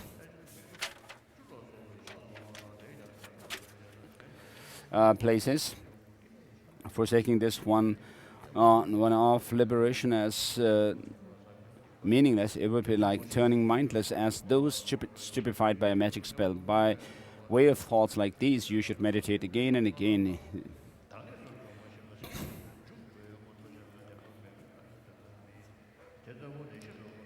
And then engaging the Bodhisattva contact says, Having found this kind of leisure not to cultivate what's virtue, no betrayal could be greater. Nothing is more diluted than this. Having found that, and having found this place so rare, hard to find and beneficial, if I, well aware of it, were to be led to that hell again, as though deluded by magic spells, has my mind here wasted away? Through what delusion I did not know either. Goodness, what has become of my mind? Thus you should also consider the methods that allow you to easily accomplish by means of this basis the causes, giving ethics, patience, and so on, of an excellent body of high status, excellent resources, and an excellent non-retinue, which are greatly meaningful not only from an ultimate but also from a temporary point of view. If you do not apply yourself day and night to the cause of the two objectives, by means of this greatly meaningful basis, it would seem like returning empty-handed from an island of precious jewels. In basis of scriptural transmission, it says that beings who die and migrate from the lower realms and the happy realms to the lower realms are like the dust of the great earth, and that the beings who are born from there into the happy realms are like the dust taken up in the tip of a fingernail. Therefore, precious human rebirths are difficult to find from both the happy and the lower realms.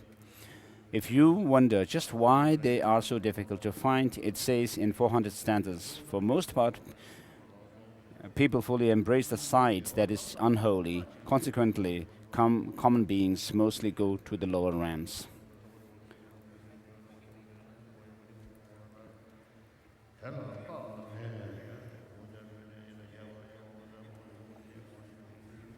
So accordingly, there are many humans and other beings who mostly hold on to the side of the 10 non-virtuous actions, and that is also why, consequently, they go to the lower realms. Furthermore, if for each moment of anger and the like to the bodhisattva, you have to spend 1 eon in hell without respite, the negativities accumulated over many lifetimes, which are not common to fruition or nor overcome by the antidote in which are present in your own continuum, will doubtless cause you to spend many eons in the lower realms.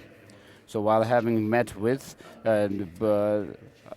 spiritual master, qualified spiritual master, and you have found this human rebirth, and teachers who give you the teachings, then how do you actually make this life meaningful?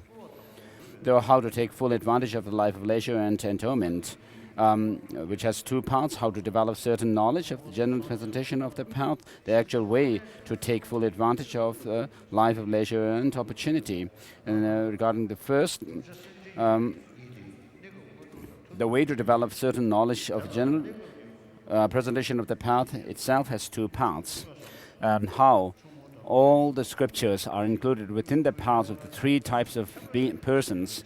In the beginning, a person who is to become a Buddha develops the spirit of enlightenment. In the middle, this person accumulates the collections of merit and sublime wisdom. And in the end, this person actualizes perfect Buddhahood. All these actions are solely for the benefit of living beings. Therefore, all the teachings given by the Buddha simply accomplish the welfare of living beings. This being the case, the welfare of living beings is what you should accomplish as well.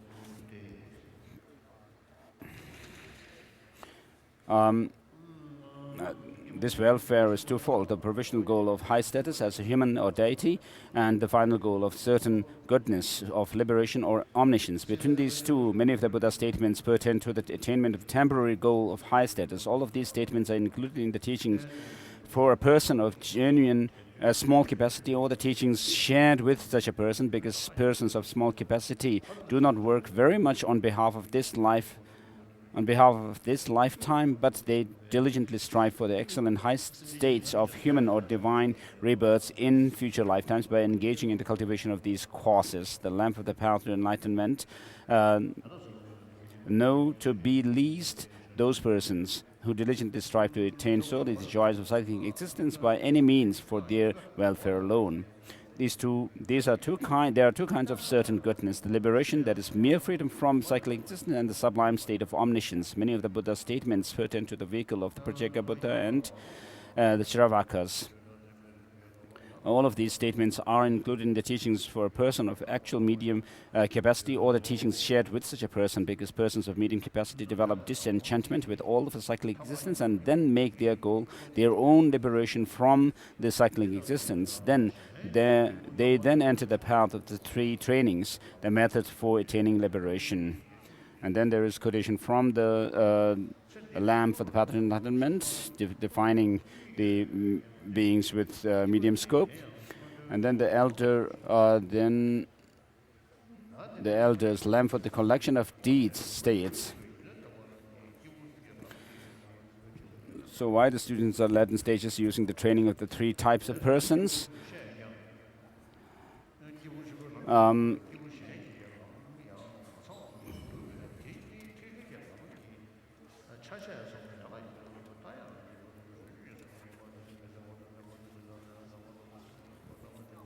So the purpose of leading students by means of the path to three parts of the three types of persons. I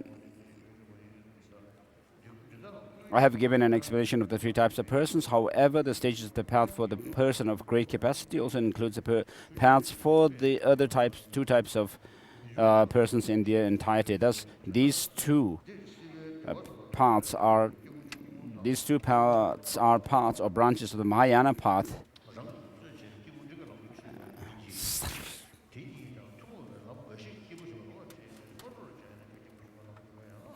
So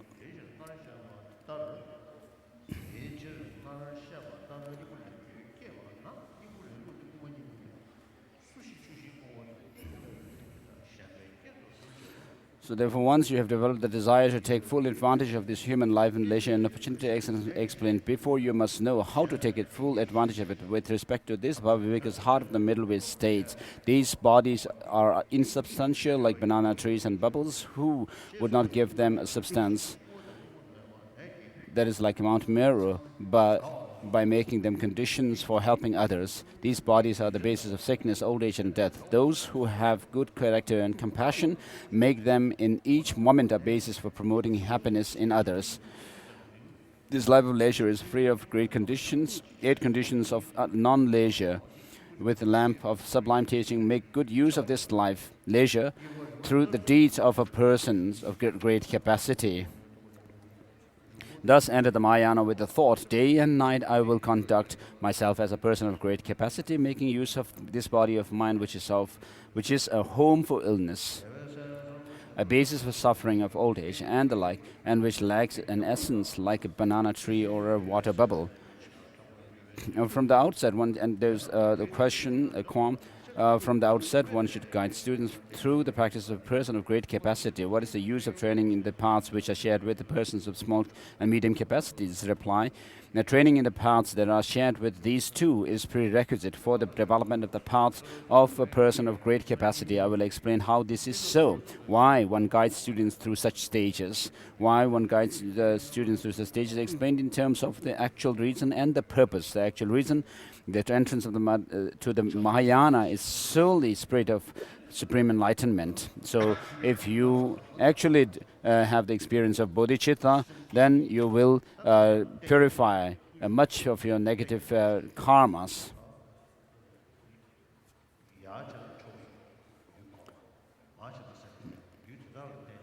So we create karma, negative karmas, in relation to the 3 objects of refuge, Buddha, Dhamma, and Sangha, and so forth, and then also in relation to the animals in samsara. And so we can purify these negative karmas by cultivating bodhicitta. It has very powerful. It is very powerful means to purify them. So our actions of killing non-virtuous actions, the 10 non-virtuous actions of body, speech, and mind are created in relation to others. So, in relation to those who when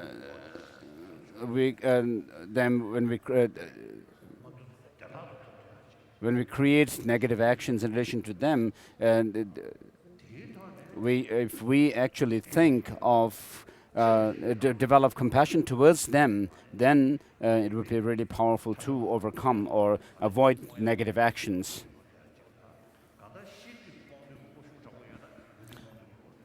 So if you actually see the disadvantage or the shortcoming of the obscuration to knowledge, then of course you will have the naturally have the wish or the aspiration to overcome the delusions which leave these imprints of cognitive obscuration within our mind.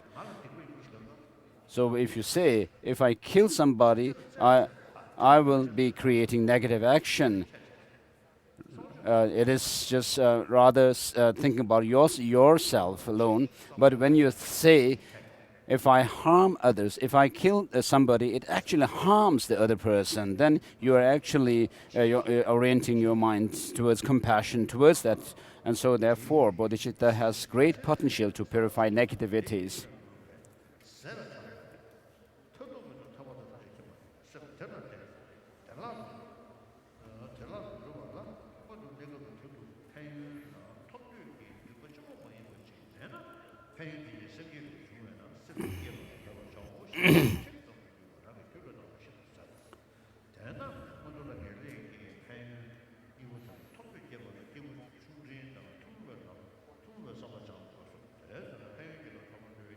And therefore, first you must train in the, it says, thought that is common to persons of small and medium capacities in order to develop a wish to attain the two benefits, high status and the good certain goodness. After you have developed such a wish, you again engage in cultivating the spirit of enlightenment, the attitude that produces these benefits. As you do this, you must develop the great compassion and love that are foundation to this attitude. In other words, when you contemplate how you wander through cyclic existence, bereft of happiness and tormented by suffering, your body hairs should stand on end. Without this experience, it would be impossible for you to become unable to tolerate others' beings' torment while they suffer and are bereft of happiness as they wander through cyclic existence, engaging in the bodhisattva deeds. Says, these beings have yet to dream of such an attitude toward even their own welfare. How then could they produce it for others' welfare? So therefore, the training and the thought of common to persons of small and medium capacity are methods for producing an uncontrived spirit, and it is not separate from the path along with your teacher leads to. Accordingly, you work at many ways to purifying yourself of non-virtue and accumulating virtue in using the practices of developing both attitude that is shared with persons of small capacity and attitude that is shared with persons of medium capacity. These are the practices such as going for refuge, thinking about karma and its effects. Understand that these two help you to develop the spirit of enlightenment because they correspond to either the 7 branches of worship or the practice of refuge, which are methods of training that are prerequisite for the spirit of enlightenment in the context of the practices for the persons of great capacity. At this point, the Guru thoroughly expounds the ways in which the trainings of the persons of small and medium capacities serve as components for the development of the spirit of unsurpassed enlightenment. Moreover, you, the student, reach certain knowledge of this, then whenever you sustain a meditation, it is extremely important for you to keep this understanding in mind and train in these teachings as components for your development of the spirit of enlightenment. Otherwise, the path of the persons of great capacity and the paths of the persons of small and medium capacities would be separate and unrelated. And since you do not attain any certain knowledge of the spirit of enlightenment until you reach the actual path of the person of great capacity, your lack of training in these topics as components of your development of the spirit of enlightenment would either prevent you from developing that spirit, or while you lack this training, cause you to deviate from your great purpose of developing that spirit. Therefore, pay close attention to this spirit. In this way, train in the path of persons with small and medium capacities, and train well in this, in what is explained in the context of the person of great capacity. Then, to the best of your ability, develop an uncontrived spirit of enlightenment or in your mind stream. Next, in order to stabilize this spirit, make a special practice of refuge, and then perform the rite of the aspirational spirit of enlightenment. After you have adopted this aspirational spirit, through the rite, you learn the bodhisattva deeds, such as the 6 perfections and the 4 ways of gathering disciples. Once this yearning arises from the depths of your heart, decisively take up the pure vow of the engaged spirit of enlightenment. Then, at the risk of your life, avoid being polluted by the rude infractions.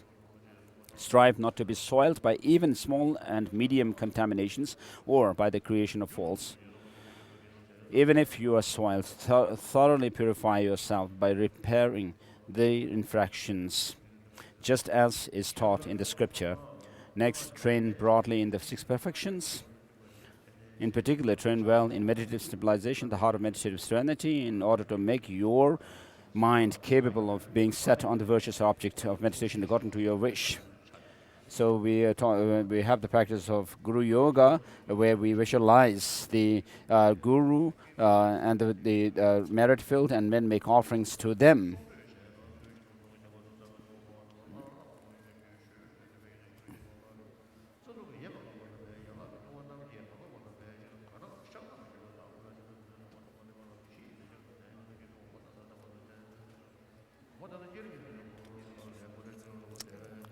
In order to make your mind capable of being set on a virtuous object of meditation according to your wish. The elders Lamb for the path says that you should develop meditative serenity for the sake of producing the super knowledges. He is simply giving an example. In other contexts, he says that you should develop serenity for the sake of producing insight. Therefore, achieve serenity mainly for the purpose of insight. Then, in order to cut the bonds of the conception of two selves, make a philosophical determination of the meaning of emptiness, which is selflessness. After sustaining an unmistaken method of meditation, achieve insight, the heart of wisdom.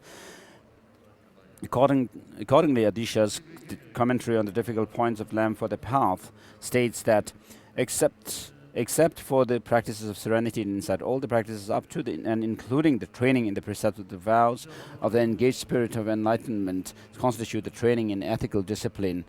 Serenity is the training in the concentration or mind. Insight is the training of wisdom. Furthermore, all the practices up to and including meditative serenity constitute the factor of enlightenment called either method, the collection of merit, the paths that depend on conventional truth, or the stages of the vast path.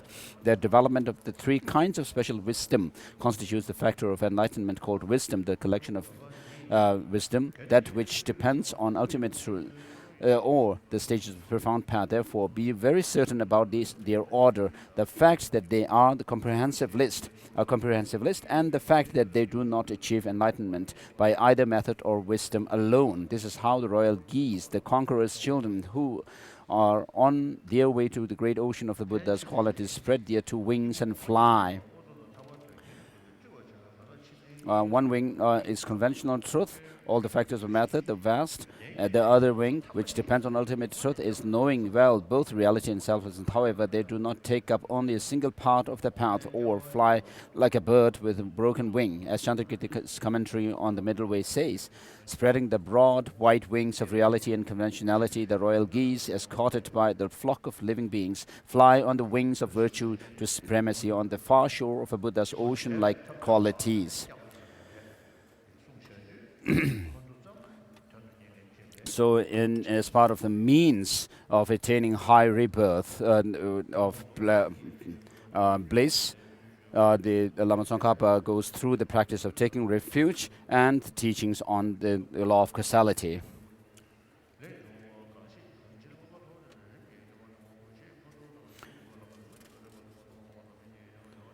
The training includes instructions on either the yogas with signs,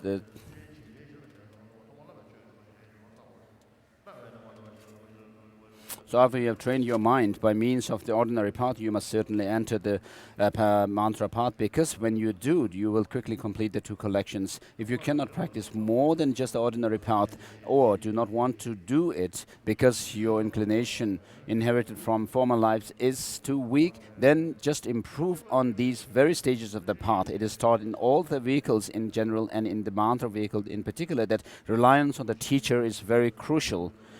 So consequently, once you enter the mantra path, you should follow the mantra explanations, the practice of the method of relying on the teacher that is even more specialized than what I have explained before. Then ripen your mind with initiations that come from pure tantric sources, and observe properly, at the risk of your life, all of the vows and pledges that you have received during your initiations. You can take the vow and pledge again if you are affected by a root infection, but your mind will not be spoiled. But your mind will have been spoiled, and it will be very difficult to give rise to good qualities. Therefore, specifically strive never to be tainted by the root infractions. And so, move on to middle length. How to take advantage of this life. How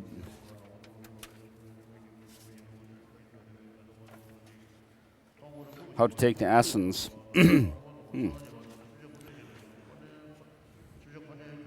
So as everything the Buddha did in the beginning, the generation of the mind of enlightenment, in the middle the accumulation of the collections, and at the end the manifestation of complete Buddhahood, was done for the welfare of sentient beings only. All these Dharma teachings also only accomplish the welfare of sentient beings. That being so, the goal to be accomplished, the welfare of sentient beings, is twofold: temporary higher status and ultimately certain goodness.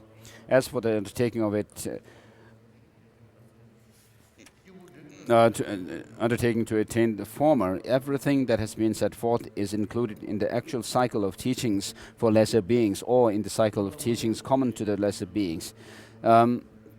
Special lesser beings do not mostly act for the sake of this life, pursuing instead the excellence of high status in future lives and engaging in achieving causes for that. And then the definition of the beings of small scope, according to Adisha's Lamb for the path of enlightenment.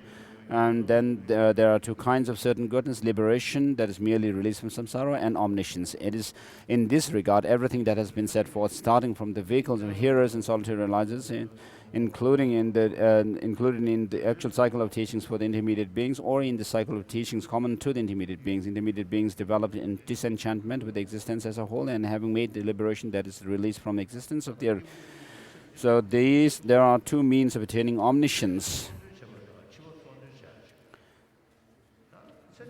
So within the beings of lesser capacity, there are those who are more preoccupied with the pleasures of this life only, without actually seeking to the higher rebirth. But if you are able to tame your mind, discipline your mind well, then of course you will create causes for a better rebirth in the next life. So avoiding harming others and helping others. Although you may think of attaining higher rebirth, but because of your action harming others,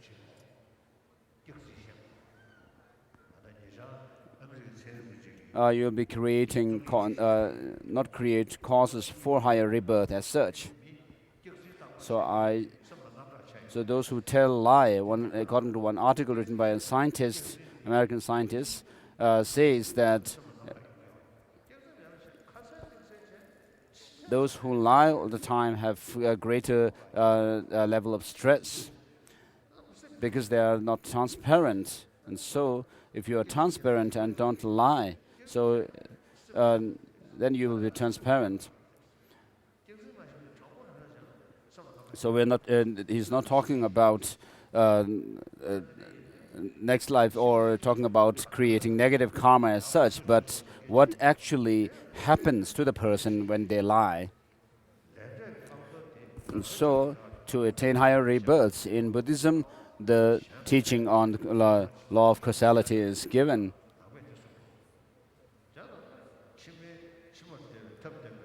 So the teaching on causality, law of causality, comes as part of the means to lead to a higher rebirth and a happy state of higher rebirth. So, in this teaching, the ethical morality comes. Whether you are a believer or not, the 7 billion people on this earth want happiness and not suffering, and which is rooted in our mind. So, being compassionate and warm-hearted, and you will have good state of mind. You will have peace of mind, and then physically you'll be happier. And when you are happy, then even if you are amongst the in the midst of misfortune, you will have calm mind. Whereas if you always think of harming others with covetousness and malicious thought, then you will not actually be happy. And so that in turn harms your health. So money alone cannot bring you happiness, because it creates, with money you have greed, and then that in turn gives rise to jealousy and competitive feeling, and then frustration, anger, and so forth. So money alone will not help to bring about happiness, because you actually make enemies with others through these.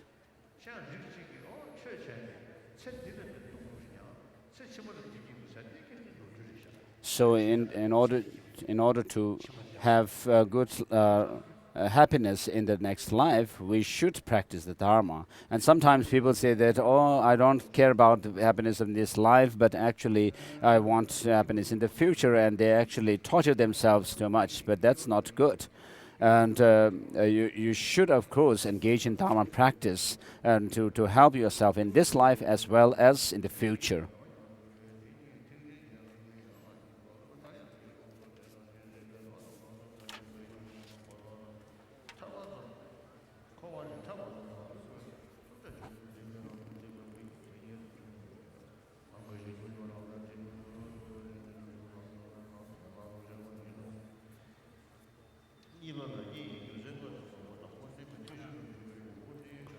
So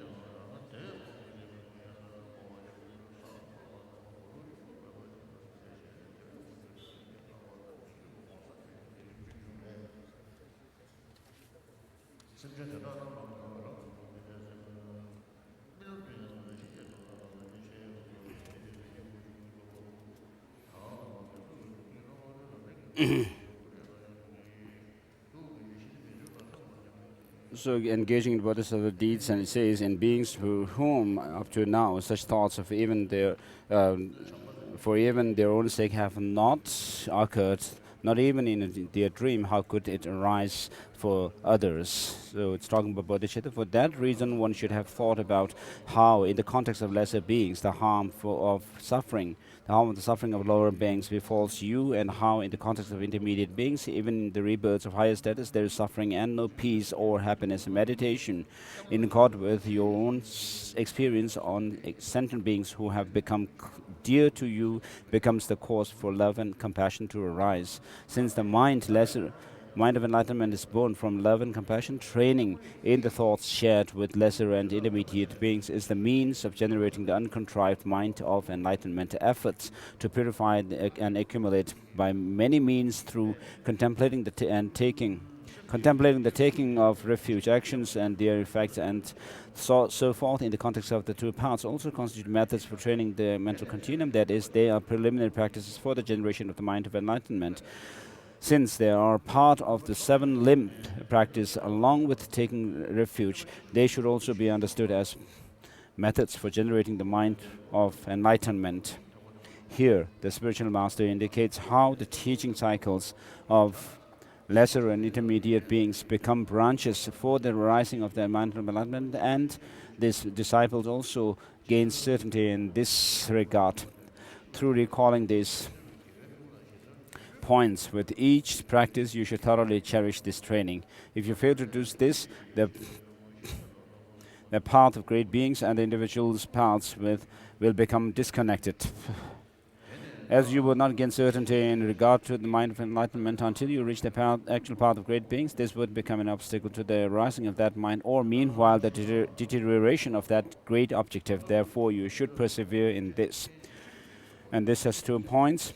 And having trained in the in this manner, you should make the uncontrived mind of enlightenment and contrived mind of enlightenment arise in your continuum as much as possible. Then, in order to make it stable, first there is the uncommon way of taking refuge, and then the performing of ritual of the aspiring mind of enlightenment. Having taken the aspiring of enlightenment by means of the ritual, practice its trainings. Then, time and again, develop the will to train in the conduct, the 6 perfections, the 4 ways of gathering disciples, and so forth. Once the wish to train in it has come forth from the bottom of your heart, take the pure vow of engaging mind of enlightenment.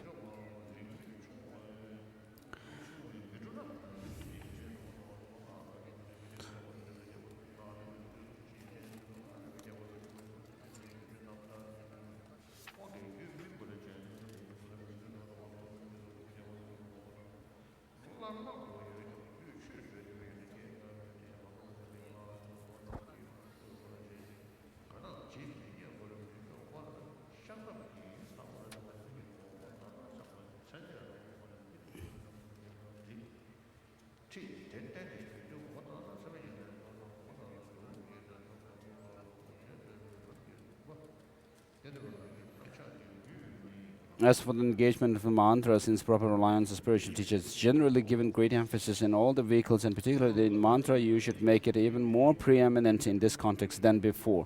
Then, having ripened your continuum by means of an empowerment that comes from pure tantra, you should risk your life for that is God, the commitments and vows you obtained at that time, especially since if a rude downfall occurs, even though you take the vows again, it will spoil your mind and it will be difficult for positive qualities to develop. Do not be tainted by one. You should not become tainted even by a secondary downfall, and if you do, you should not be unconcerned about it, but should purify it through confession and restraint. Then you should be guided as appropriate in the yoga with science in accordance with the lower tantra classes, or in the yoga of the generation stage in accordance with the highest higher tantra classes. On that basis, you should train as appropriate in the yoga without science in accordance with the lower tantra classes, or yoga of the completion stage according to the higher tantra classes. Such is the structure of the presentation of the path set forth in the lamp for the path to enlightenment, and the stages of the path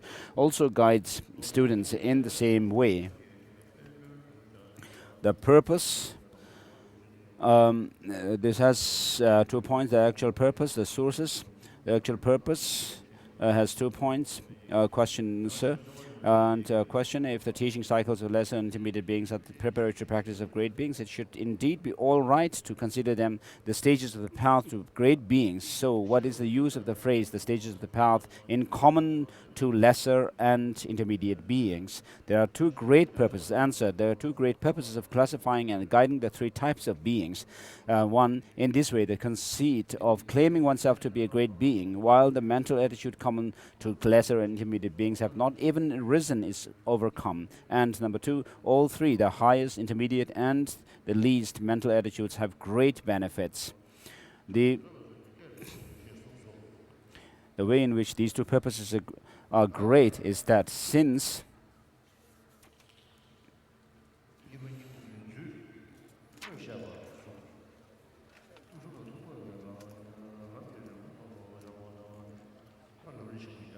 so Lamrim Chemo,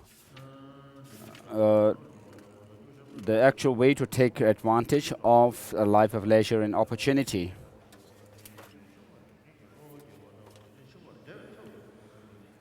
The actual way to take full advantage of the life of leisure and opportunity is presented in three sections. Page 144, training the mind in the stages of the path shared with persons of small capacity, training the mind in the stages of the path shared with persons of medium capacity, and the training the mind in stages of the path for persons of great capacity.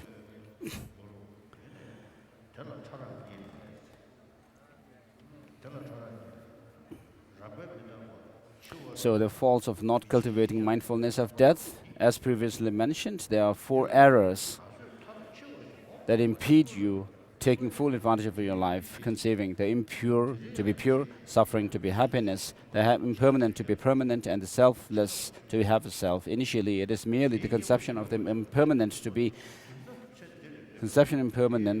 permanent that is the avenue of much injury. This conception is twofold, coarse and subtle.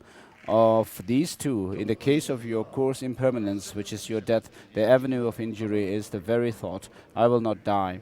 Everyone has the idea that death will come later, and at the end, however, with each passing day, people think, I will not die today, I will not die today, clinging to this thought until the moment of death.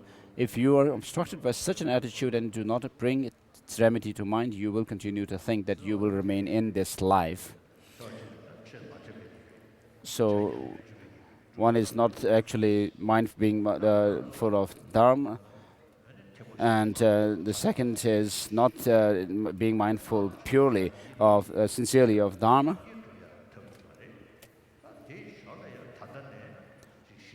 And so our purpose and goal is to reach enlightenment, Buddhahood, and as a means to that, we have to engage in helping others, serving others. But what we actually do is as said by Ganden Tempe Dreme, the mantrayana, the practice of tantra, is actually taken to be like doing some rituals to control others, gain control over others, and overcome some kind of a sickness and obstacles and so forth. But without having this spirit of enlightenment, bodhicitta, even the practices that are meant for omniscience are actually used for trivial goals to achieve goals of this life alone.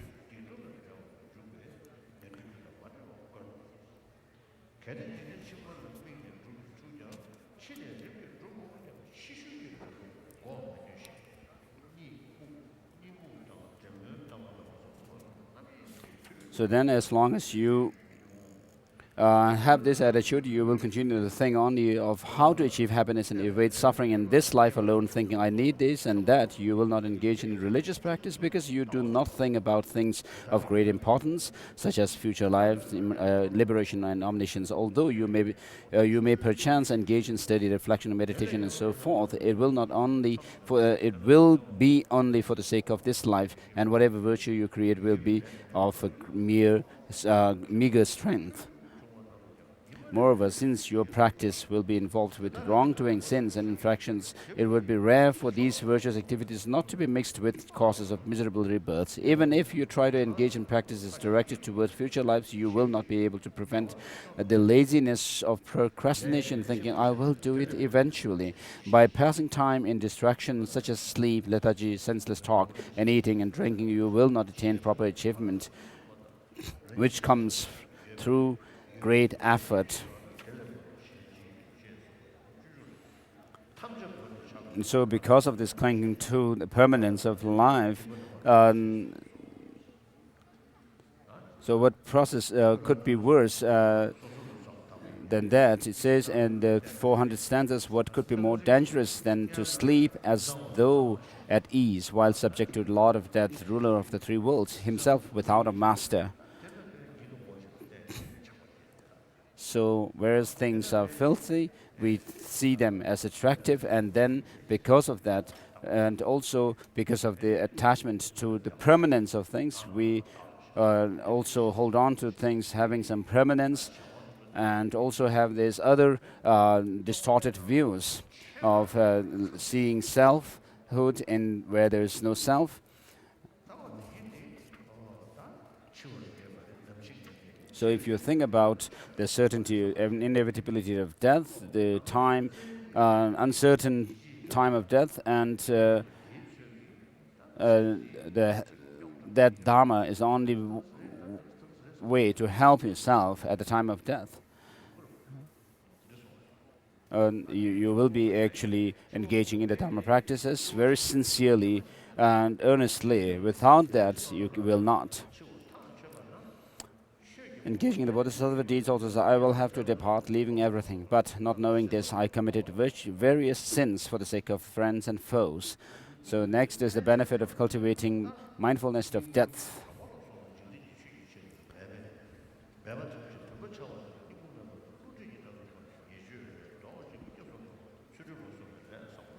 So when those who have a little understanding of the teaching conclude that they will die today or tomorrow, they see that friends and material possessions will not accompany them, and so they stop craving them. Naturally, they then wish to take full advantage of the human birth through virtuous deeds such as giving gifts. So you're thinking about the great importance or meaningfulness of this life, and also how potential it is to accomplish our goals.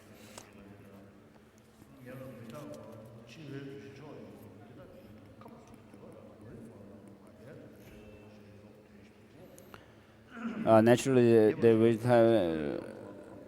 giving gifts. Just so, if you create an authentic mindfulness of death, you will see that all toiling for worldly things, such as goods, respect, and fame, is as fruitless as winnowing chaff, and is a source of deception. Then you will turn away from wrongdoing. With constant and respectful effort, you will accumulate good karma. By doing such virtuous deeds as going for refuge and maintaining ethical discipline, you will thereby bring lasting significance to things like the body that would not have had such significance. You will ascend to a sublime state and will lead others there as well. What could be more meaningful? For this reason, the scriptures use many examples to praise the mindfulness of death.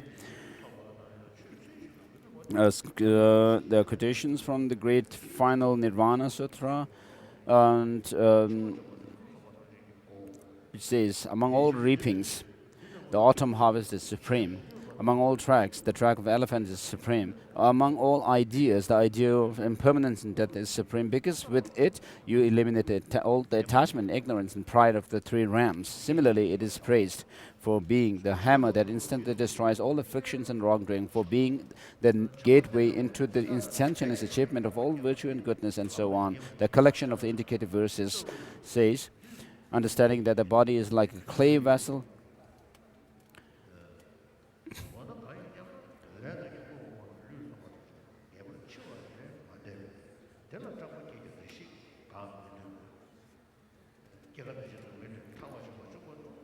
so the kind of mindfulness of death you should develop.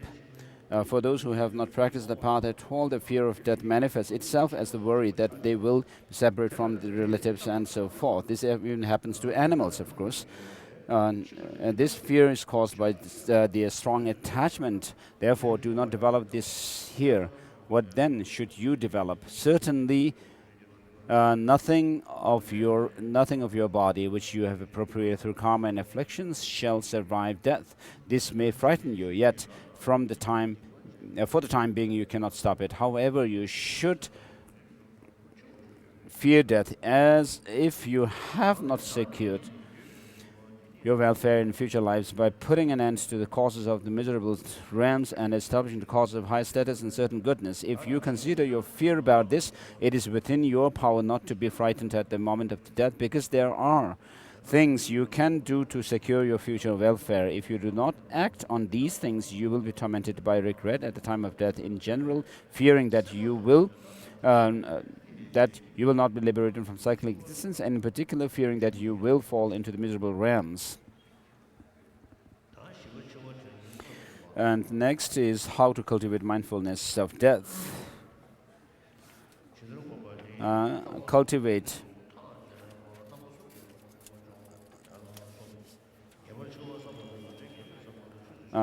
this by way of the 3 roots, 9 reasons, and 3 decisions. The 3 roots are death is certain, that the time of death is uncertain, and that at the time of death nothing helps except religious practice. So the contemplation of death is certain. That death is certain. Meditation on the certainty of death has 3 aspects. The Lord of death will definitely come and therefore cannot be avoided. Our lifetime cannot be extended and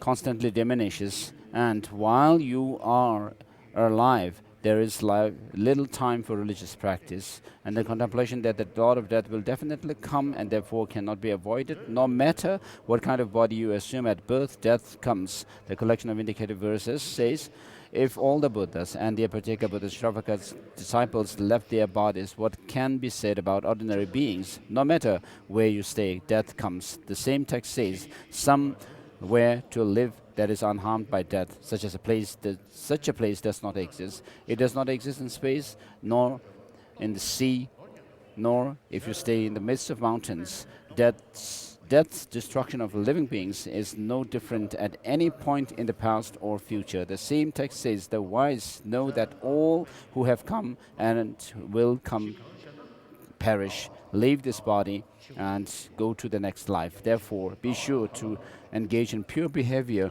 by abiding in the teaching. You do not escape by fleeing from death, nor can you turn death away by such things as mantras. The advice to the King Sutra says, for example, it says Kamapa. There's a quotation from this sutra, and then next it says Kamapa says. Kamapa was a Kadamba master.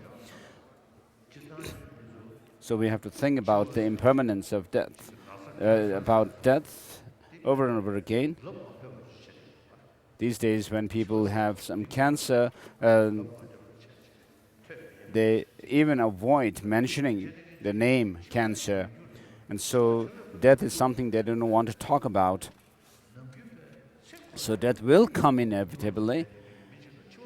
So for someone who actually tries to, cannot bear even the name death, when death comes, it will give lots of problem.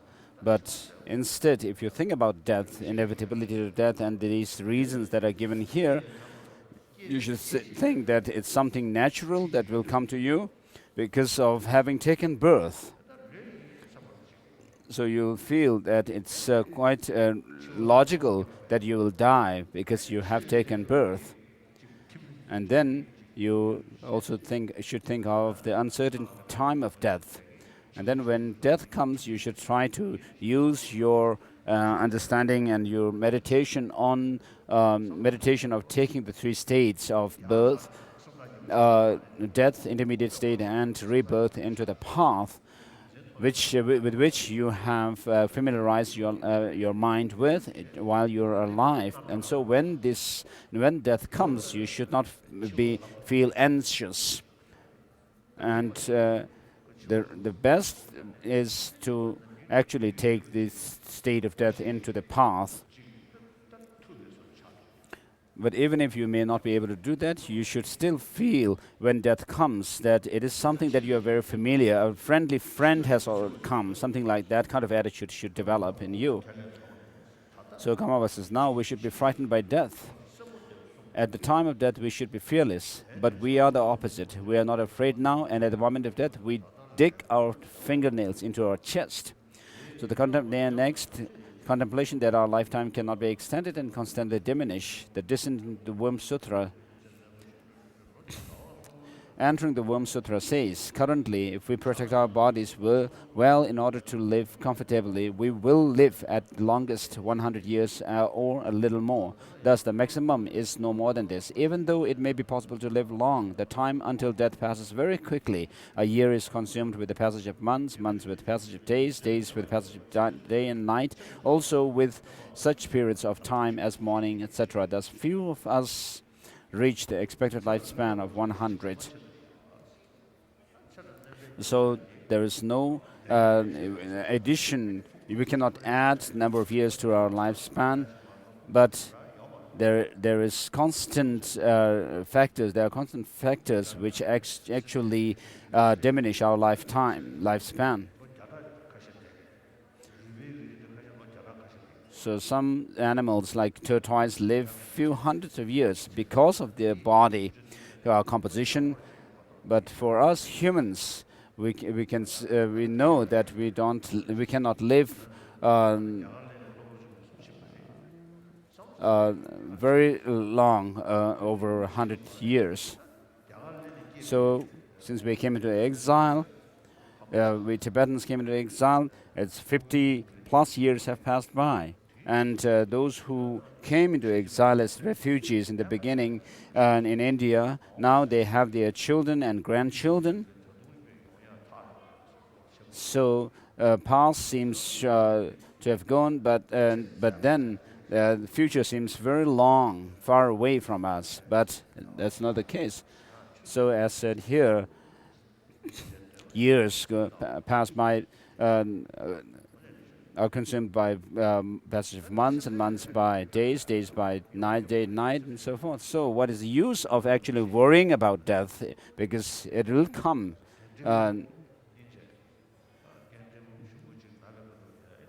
There was one monk in Drepung.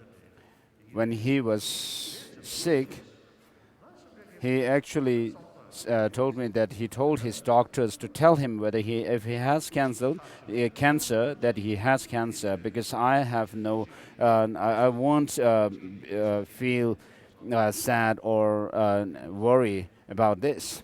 And so if that should befall him, he thought that he would be able to use the time that he has, if he knew what's that sickness he has, to practice the Dharma. And so unless you think of this, you will deceive yourself further and further.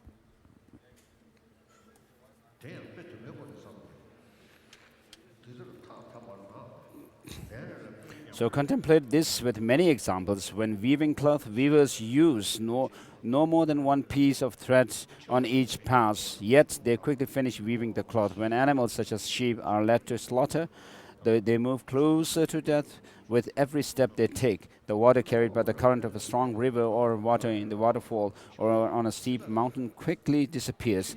Just as in these examples, your life is quickly spent and gone. Just as when herdsmen pick up their sticks, their livestock helplessly follow them home, so sickness and aging leads you helplessly into the presence of the Lord of Death. In this way, meditate on the certainty of death from many perspectives.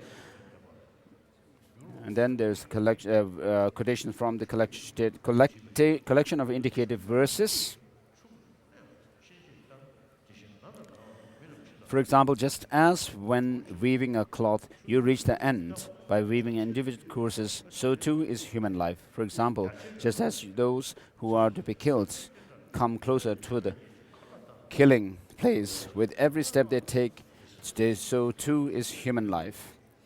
And then Lalita extensive Sport Sutra says, also speaks of impermanence with many examples. The three worlds are impermanent like an autumn cloud. The birth and death of beings is like watching a dance. The passage of life is like lightning in the sky. It moves quickly like a waterfall.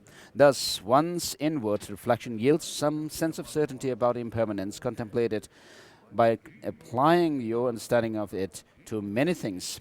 For it is said that everything around us teaches impermanence. So it's a matter of how you actually perceive things, your own reaction and your outlook on things. So all these things that are impermanent, that actually show how things are illusory, how things are impermanent, deceptive, and so forth. Otherwise, if you are not able to take these as lessons for your spiritual practice, then they will actually provoke disturbed state of mind. So after you have reflected again and again, you reach certain knowledge. It is not helpful to do just a little reflection and then say nothing happened. As Kamaba said, you say that nothing happened when you thought about it, but when did you reflect? If it was during the day, you were constantly distracted, and at night you slept. Do not lie. At the end of this life, the Lord of Death will destroy you, and you will pass into the next world. Until then, there will never be time when your lifespan does not diminish, whether you are going somewhere, walking around, or lying down. Thus, starting from the moment that you enter the womb, you do not remain even for an instant, but go headlong towards next lifetime. Therefore, even your intervening life is exclusively consumed in a procession toward death, led by the messengers, sickness and aging. Consequently, do not rejoice in the thought that while you are living, you are stationary and do not move and not moving toward next lifetime. For example, when falling from the top of a high cliff, the time of falling to earth through space is not enjoyable, as cited in by Chandrakirti in his commentary on the 400 stanzas. Hero of humans, beginning from the first night of entering a womb in this world, one proceeds daily without delay into the presence of the Lord of Death. And in the story for stopping the four errors, it says, this verse, these passages indicate that it is certain that your death will come quickly. And then contemplation of the certainty of death, such that even while you are alive, there is little time for religious practice. Next point.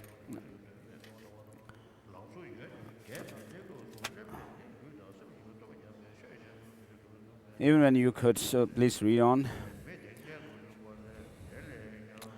There's a quotation from the entrance into the womb sutra.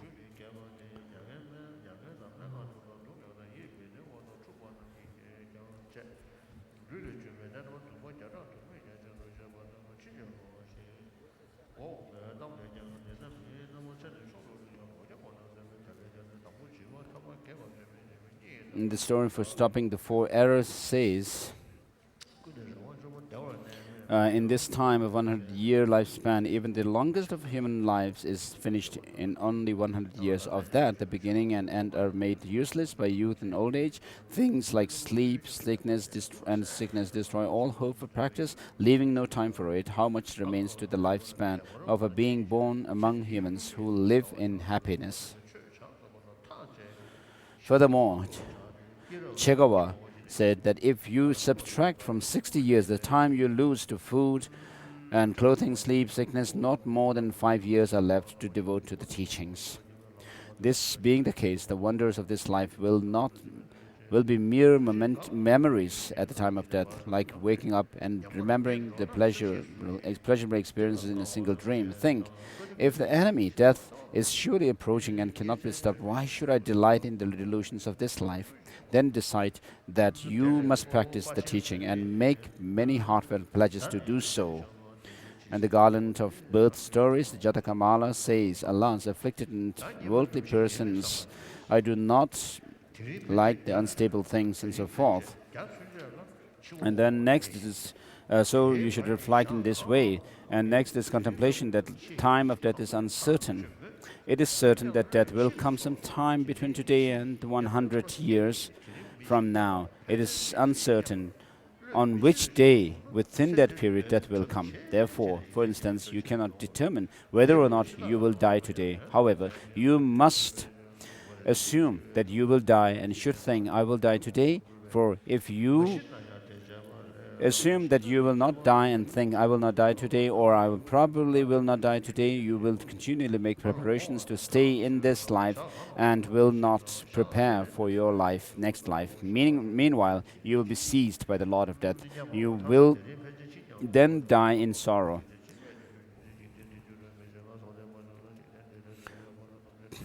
If you prepare for death every day, you will accomplish many goals for your next life. Hence, even if you do not die today, you will have done well. If you do die, it is even more meaningful than in that you will have done what you need to do. For example, when it is certain that a great enemy is coming to you, coming to do you severe harm sometime between now and some point in the future, some point in the future, but you do not know on which day the enemy will come. You must be cautious every day. It is like that.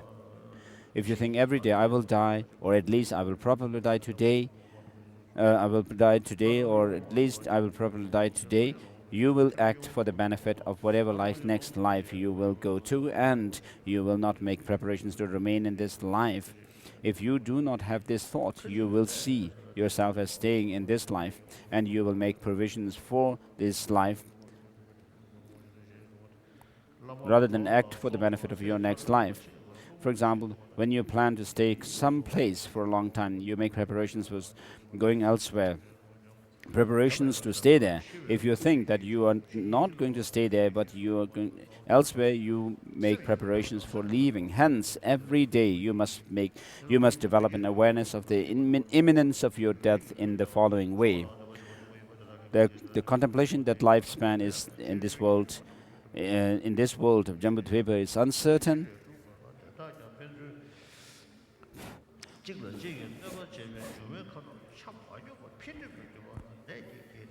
And then the contemplation that the causes of death are very many and the causes of life few. And also the contemplation that the time of death is uncertain because the body is very fragile. And contemplation that at the time of death nothing helps except religious practice.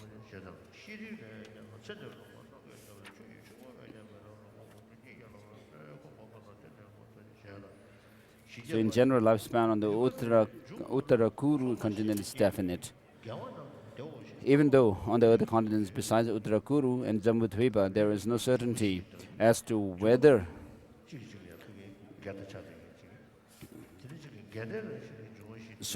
our body is made up of 4 elements which are actually which oppose each other, a conflict with each other.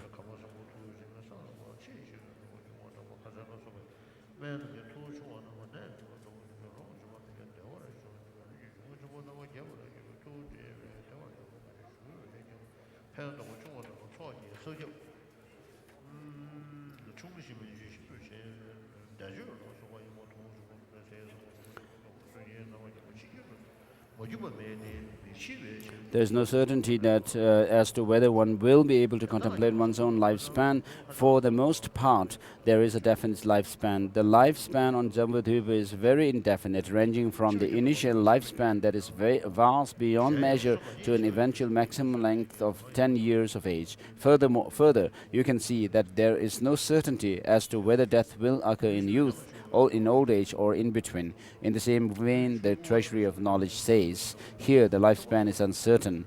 At the end of the cycle, it is 10 years. In the beginning, measureless. So bear in mind the cases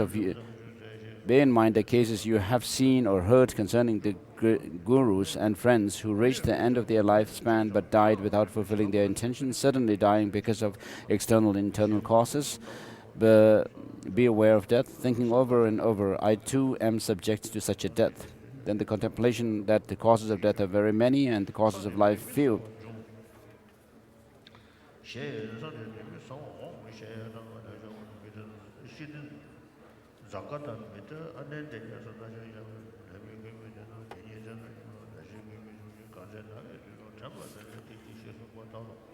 So the contemplation of that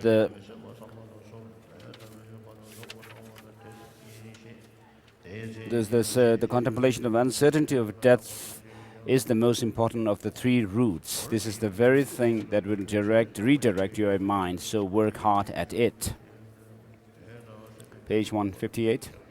Next is the contemplation that at the time of death nothing helps except religious practice. The friends will not help, resources will not help, your body will not help.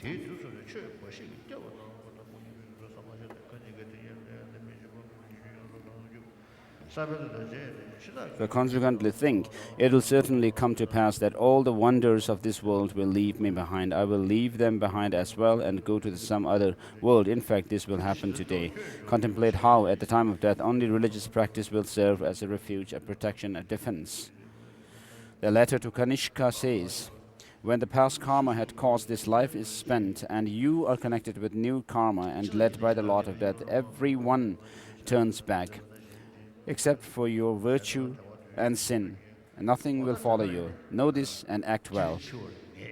So in general, death is inevitable, so everyone knows this.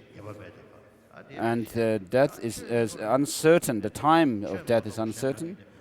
But except Dharma practice, nothing can help at the time of death.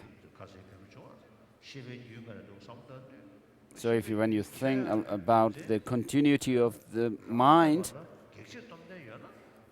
so of course, if there is some opposing force which actually seizes the continuity of the mind, puts an end to the continuity of mind, then of course it will not continue. If there is a very powerful opposing factor which actually can do that, then the mind will not continue.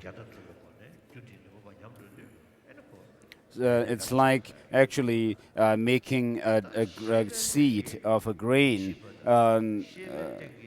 making it impotent by inefficacious by burning it. But because mind continues,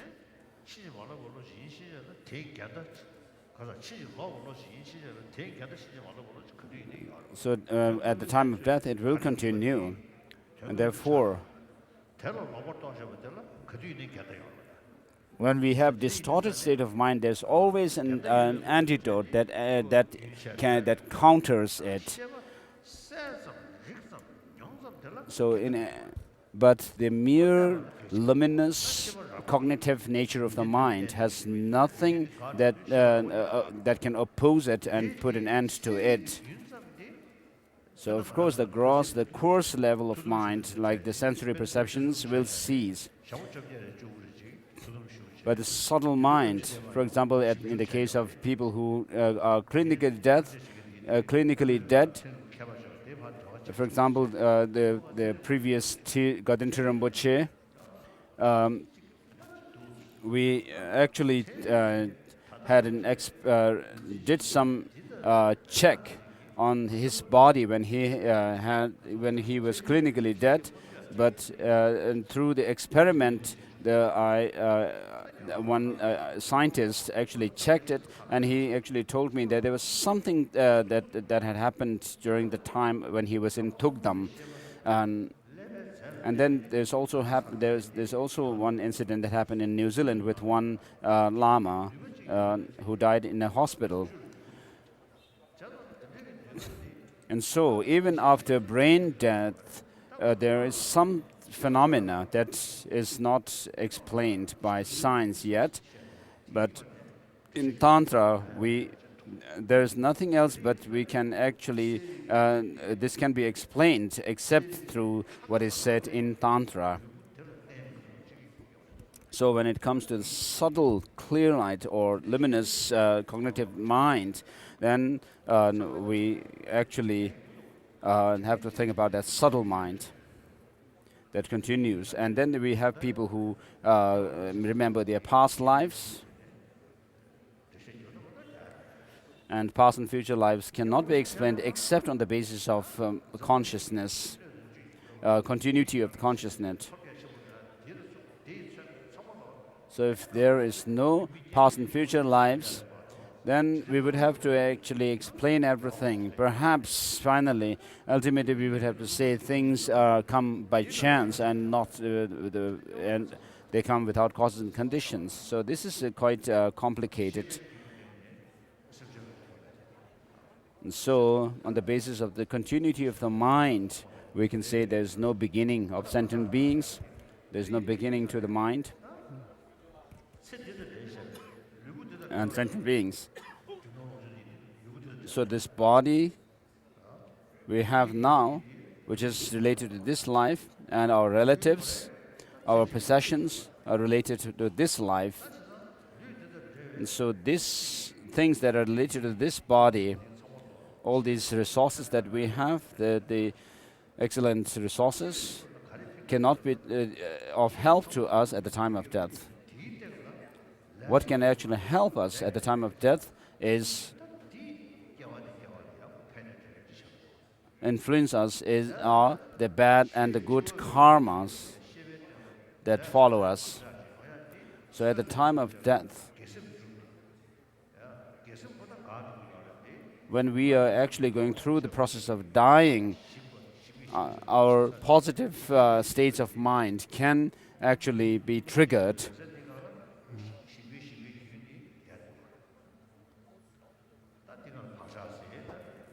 And then we leave imprints on this mind, the innate, luminous mind. And so this can help us. The positive energy or positive imprint that we leave on our minds while we are alive can help us if we are able to reinforce that at the time of death.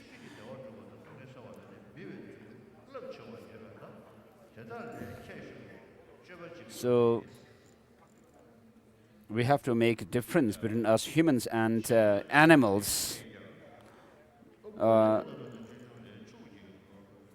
it's if instead you seek only to find happiness and avoid suffering up until your death, then you are going to need a course of conduct which surpasses animals' behaviors, since animals are better than humans at temporary happiness. Otherwise, even though you have obtained a life in a happy realm, it will be just as though you had not.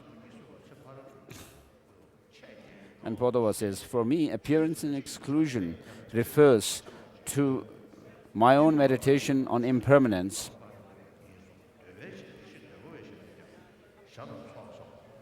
With it, I exclude all the appearances of this life, such as intimates, relatives, and possessions. Then, knowing that I must always go to the next life alone, without anything else, I think that I will do nothing except religious practice. Thereopon, a lack of attachment for this life begins. Until this arises in your mind, the paths of all teachings remain blocked. And Drepung said, along the way, accumulate the collections of and purify obscurations.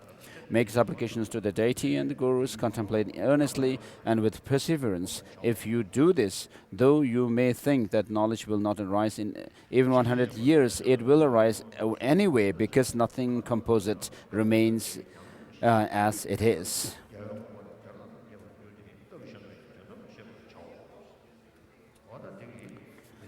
And so this concludes the means to cultivating the means to achieve higher rebirth and happiness in the next life.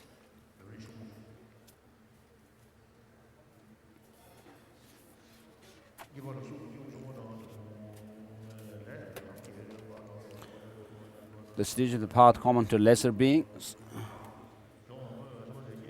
The training in the mind training the mind in the stage of the path common to lesser beings has three parts.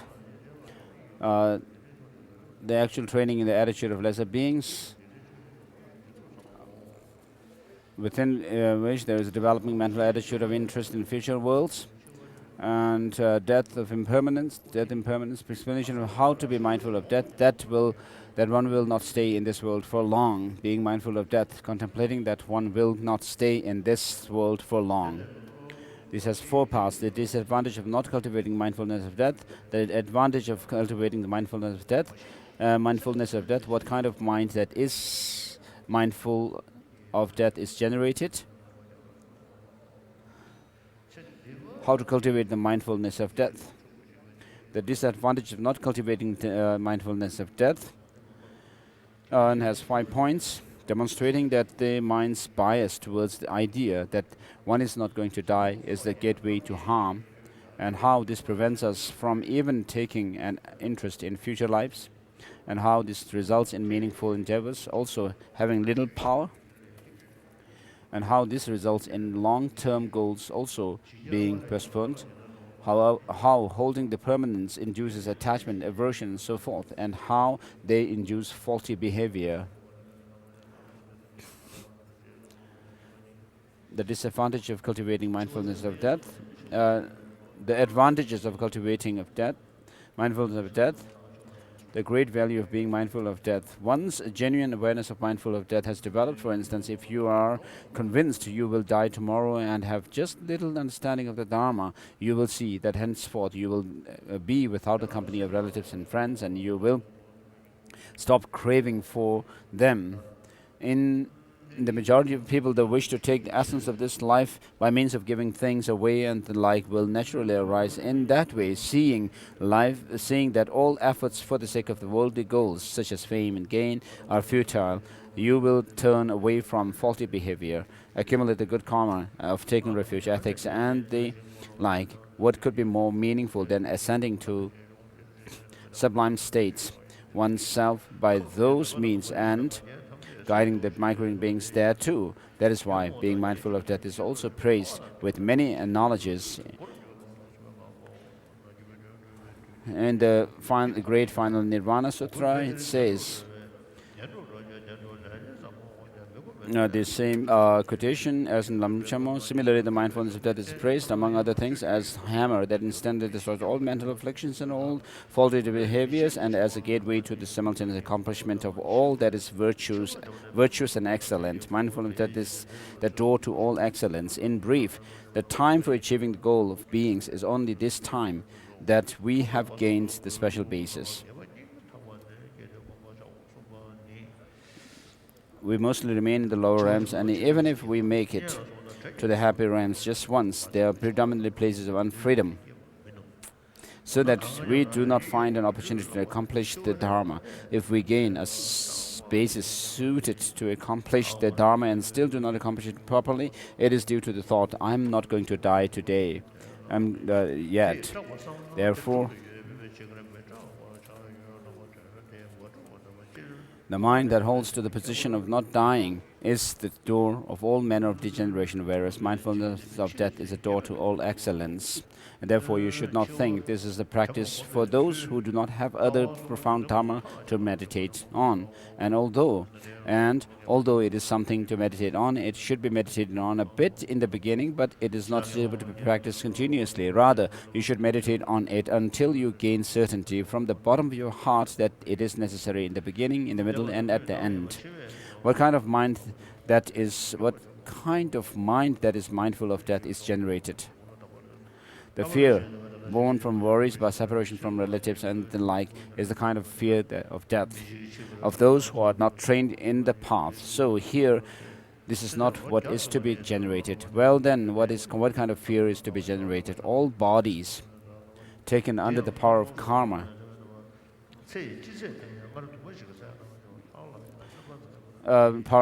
and mental afflictions do not pass beyond death. Which is why, even though this may give rise to fear, death cannot be prevented for the time being. However, without putting a stop to the causes of the lower realms and without accomplishing the causes of higher status and certain goodness, you will fear death. In this regard, if you think about the resulting fear, these two can be accomplished, whereby you will not be afraid when on the verge of dying. If you do not achieve that objective, for fear of not being liberated from the cyclic existence in general and the falling into the lower realms in particular, you will be tormented by remorse at the time of death. How to cultivate mindfulness of death? You should meditate on it this way. You should meditate on this by way of the three routes the three root thoughts, the 9 reasons, and the 3 decisions. So the 3 roots, it is that death is certain. The Lord of death will certainly come, and there are no conditions for warding it off, and that your lifespan cannot be increased and diminishes incessantly, and you die without having had time to practice the Dharma while alive. And the second root is that it is uncertain, that this life is uncertain. It is uncertain when we will die.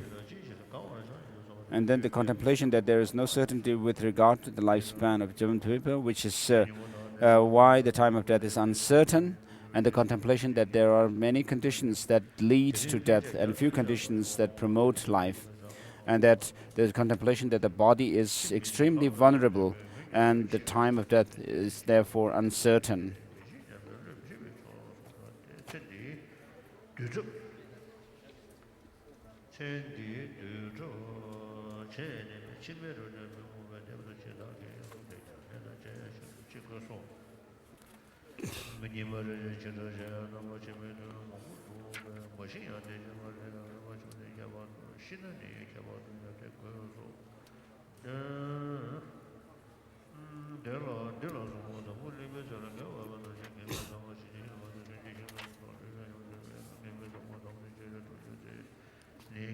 So after thoughts like this, you should reiterate many times the innermost decision to practice the Dharma from this very moment, for it is uncertain when your body and life will be overcome by the Lord of Death, and you should not assume that there is still life, time. As Sri Jagadamitra said, Earth Lord, as long as this borrowed body abides in pleasure, not ill, not decayed, not in that time a frame take its essence, fearless of illness, death, and decay. In times of illness, old age, and decay, you may be concerned, but what is the use? Among the 3 root thoughts, the thought about the uncertainty of the time of death is the most important one, which is why you should put effort into it. And at the time of death, nothing except the Dharma will be of benefit. This has 2 parts: the actual reason and the decision. The actual reason has 3 points.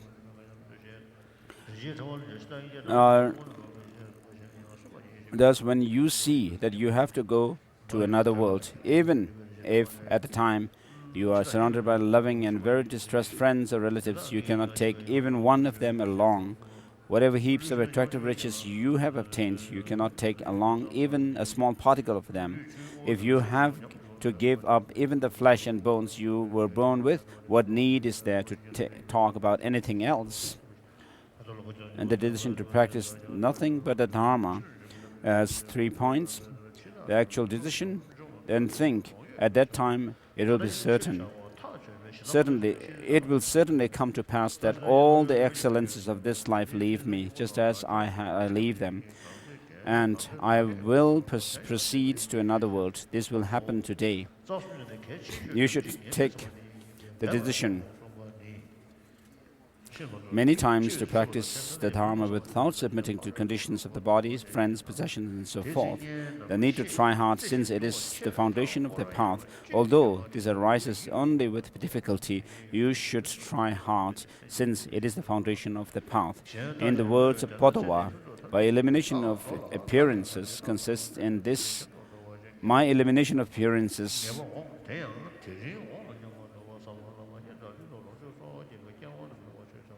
consists in this very meditation on impermanence, eliminating all the phenomena of this life, close relationships, possessions, and the like, and aware that I will go here and there to another life alone without anything. I think there is nothing to do other than the practice of Dharma, and non-attachment to this life first arises. As long as this attitude has not arisen in my mind, I will sit with the path to all the Dharma blocked. And then there is a Drepung saying, where he says, incidentally, if you accumulate the collections and purify obscurations, make requests to the deities and your gurus, and contemplate insistently with perseverance, even that which you think will not come about for 100 years, will come about effortlessly, for compounded phenomena do not remain static as they are. When someone asked Kamawa about moving on to another object of meditation, he said, repeat it, repeat the previous one. When asked about the remaining one, he said, there is nothing beyond it. So we finish with this part.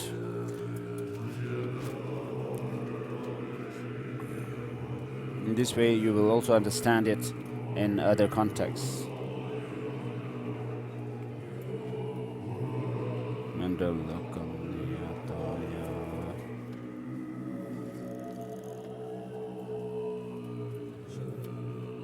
Tiko, Lamrim, Melam, Dir,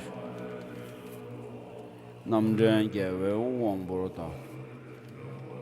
By accumulating through great long efforts the two collections of wisdom and merit as vast as the sky, may I become the chief of the conquerors to guide all sentient beings whose feeble minds are blinded by ignorance. Also, in all lives until I reach that point, may Manjukosha kindly look after me after I find the supreme path. It's complete in the stages of the teaching. By accomplishing it, may I please the conquerors or Buddhas. By skill in means inspired by strong loving kindness, may the vital points of the path that I precisely know clear away the mental darkness of beings. May I then uphold the conqueror's teachings for a long time in regions where the supreme precious teaching has not spread, or where it has spread but has then declined. May I illuminate that treasure of happiness and benefits with a mind deeply moved by great compassion. May this treatise on the stages of the path to enlightenment, well founded on the wondrous deeds of the conquerors and their children, bring glory to the minds of those who want to be free and long preserve the conqueror's achievements.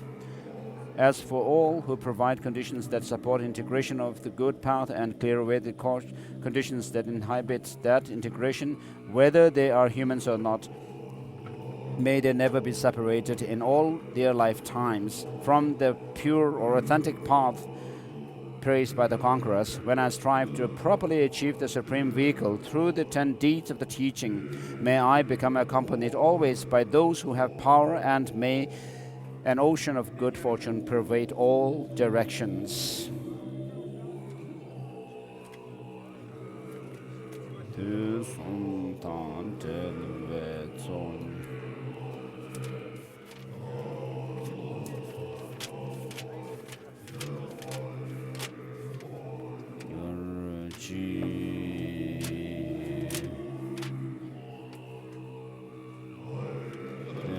La kuwe nao cho su chen su sam chur ngembe chu pa cho sum tembe zene chu